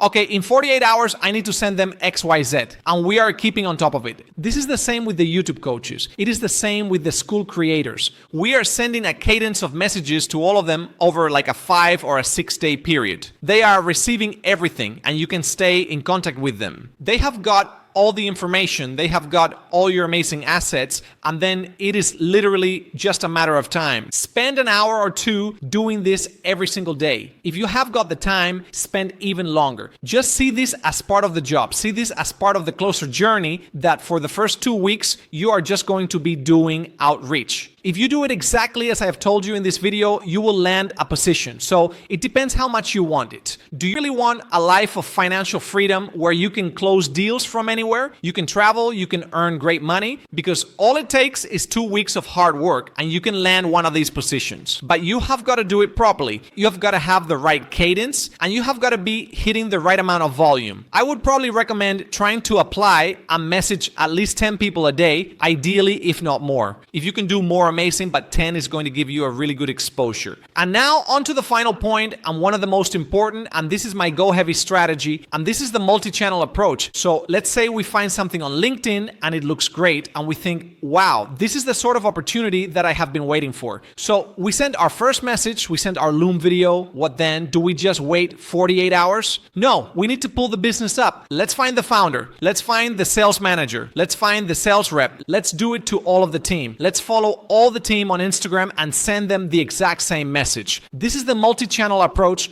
We want to hit them everywhere. The aim of this is to get eyeballs on our assets. Does it really matter if you piss the odd person off? It doesn't. You're never going to see them. You're never going to meet them. It is just about that exposure and getting your name out there. I am still getting replies to things that I sent to people 4 or 5 years ago. Oh, are you still closing? We are looking for a closer right now. Because of the amount of exposure that I got during that short space of time when I was sending all of my assets out. People are still reaching out to me now. And I built a really great network now from doing this outreach. I always find out about when people need closing opportunities just due to the outreach that I have done so far. The thing is, most people do not check every platform. Like, for instance, I have LinkedIn, but I go on it maybe once every 2 weeks. So if I posted something on LinkedIn and you are trying to get hold of me on there, probably be a bad idea. But then if you message me on Instagram or email, then you get hold of me. And people have different preferences for different platforms. So maybe you find a coach on Instagram that you are struggling to get hold of because maybe his appointment setter lives in his DMs. But then if you message him on LinkedIn, it goes direct to him. You're not being annoying, you are being strategic, and you are showing that you actually are passionate about landing one of these roles. And founders and business owners respect that. Remember, all it takes is one opportunity to completely change your life. And if you think you found it, then go heavy. Go the multi-channel approach, and that is what will make you stand out. Now, here is something that nobody tells you. Landing a role with this approach is actually pretty easy, but landing the right role can be quite hard. Like, I have seen people take an opportunity and think they are in the right vehicle. They stay on it for a couple of months only to realize that the leads are garbage. The qualification process isn't very good. Before you know it, they have wasted 2 months. Time is very valuable. 2 months wasted is not a good position to be in. I do not want you to waste 3 to 6 months on a garbage offer. So I am going to give you the process that you need to vet an offer. Make sure that it is going to be right for you and you are going to earn the sort of money that you actually want to. There are a couple of questions that you need to ask in an interview that are really important. The first is, we need to understand what the monthly revenue is. And like, monthly revenue shows us how much we can get paid. We get paid on commission, right? So if someone is only earning $20,000 a month, they are not going to pay you $10,000 a month. Ideally, you need people that are earning, if you are being paid 10% commission and no basic, you need people that are earning $100,000 a month and above for it to make sense. Unless someone is paying you 20% commission, then you would be fine on $50,000 a month. Or they might pay you a $3,000 basic and 10% commission and they are doing $70,000 a month. But you need to do that mental calculation to realize, is this even worth it to begin with? So I will give you a question that I think it is good to ask in this interview process. To ask that in like a non-invasive way. So with enthusiasm, we are like, this offer sounds great. Can I just ask where you are at the minute in terms of like monthly revenue? Just so I can get some targets in mind and know what sort of levels I should be hitting when I am starting. Simple. Another way to ask that is if they have got a sales team, ask what is the top closer earning? What did he do last month in commission? And that gives you a good benchmark of what you could possibly earn. Another great question is to understand where their lead sources are. Are they doing paid lead sources? Are they purely relying on organic? And also, what is the lead volume? So this comes down to how many calls should you be expected to take and how many calls are being pre-booked into your diary. Because ideally, you want a minimum of 4 calls in your diary every single day. Because then if you are at a 25% close rate roughly, then you are closing 1 sale a day. And if it is a high ticket offer, then you should be hitting a decent amount and taking home the right sort of income. And within that, the calls, we need to figure out how many are showing up. Do they know their show rate and also the close rate? Because they are 2 very important metrics. And make a note of these, and then you can figure out whether they are serious or not. Can they pay you the amount of money that you actually want? And a very obvious one, but this is mainly for beginners. Ask what your commission structure is. Don't just dive into a role without knowing what you are going to get paid.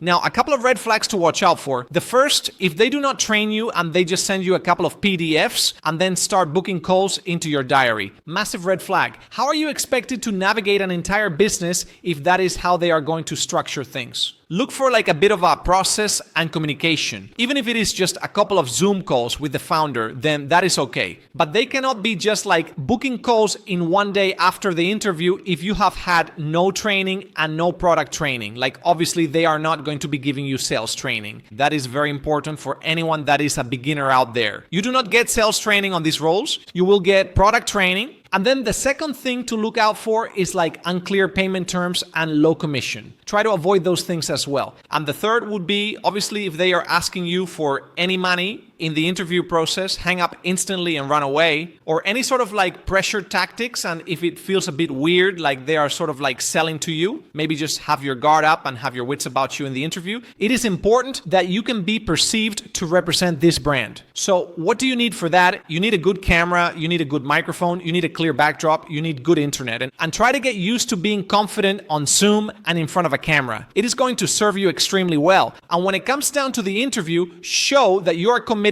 to this business, this venture. Founders have invested considerable money into marketing and time into growing the business. And if you are coming onto the call saying, I am looking to work 1 hour a day, I am looking to balance this with my other job, this is a side hustle for me. These are not the sort of things people want to hear. Show commitment, show certainty, and show up like you are going to kick the hell out of this for this business owner. And they will love it. A big thing that I teach all my mentees is to flip the script. And this is tricky if you are a beginner. But for me, when I have ever been on these meetings with people, I do not even like calling them interviews because I feel like it gives them power. I want to be the person holding the cards because I know my sales skills makes me an extremely valuable asset. And I know that I could pick multiple different companies to work for who would love to have me as their closer. And you need to try and foster that same mindset whereby you are the prize. You shouldn't be sitting there like, thank you so much for this opportunity. Thank you, sir.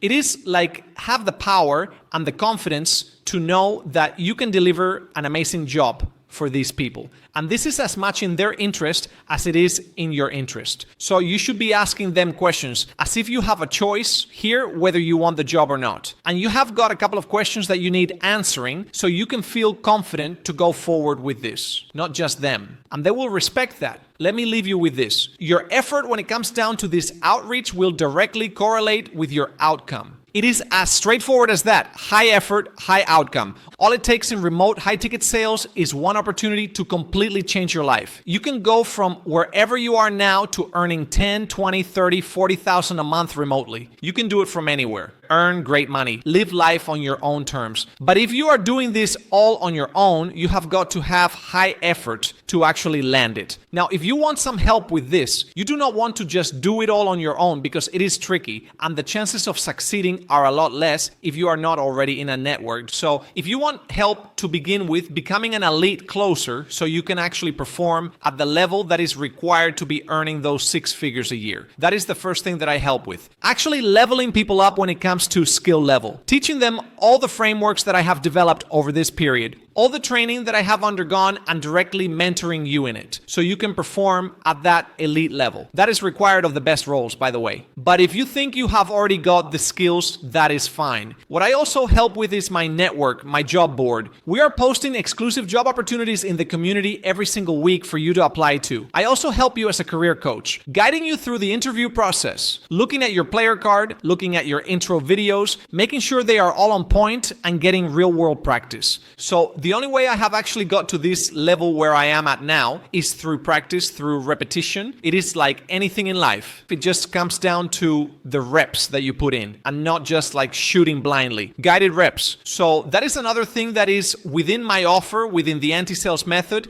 It is me looking over your shoulder and ensuring that as a closer, you are doing everything you need to be doing, where you can be improving and how to get better. So we get you to an elite level. We get everything in place, and then we help you land a role. So if you are serious about becoming a 0.1% remote closer and you want help landing a role that will enable you to have a life of real-time financial and location freedom, you can either book a call with me below this video or drop me a DM on Instagram. But for now, just take massive action on what I have shown you already, because the difference between where you are and where you want to be, it is just one opportunity. And if you found this video valuable, then please subscribe and let me know in the comments if there was a particular area that you have got any questions on. If you have reached this point, it means you now have the full skill set to operate at a high level closer. The in-depth discovery, the killer pitch, you know how to actually manage objections. You are a master of tonality, and you also have the ability to land roles independently. The difference now isn't made by having more information. It is made by practice, repetition, and accountability. Actually landing an offer, watching your calls back, refining your tone, switching your pitch around,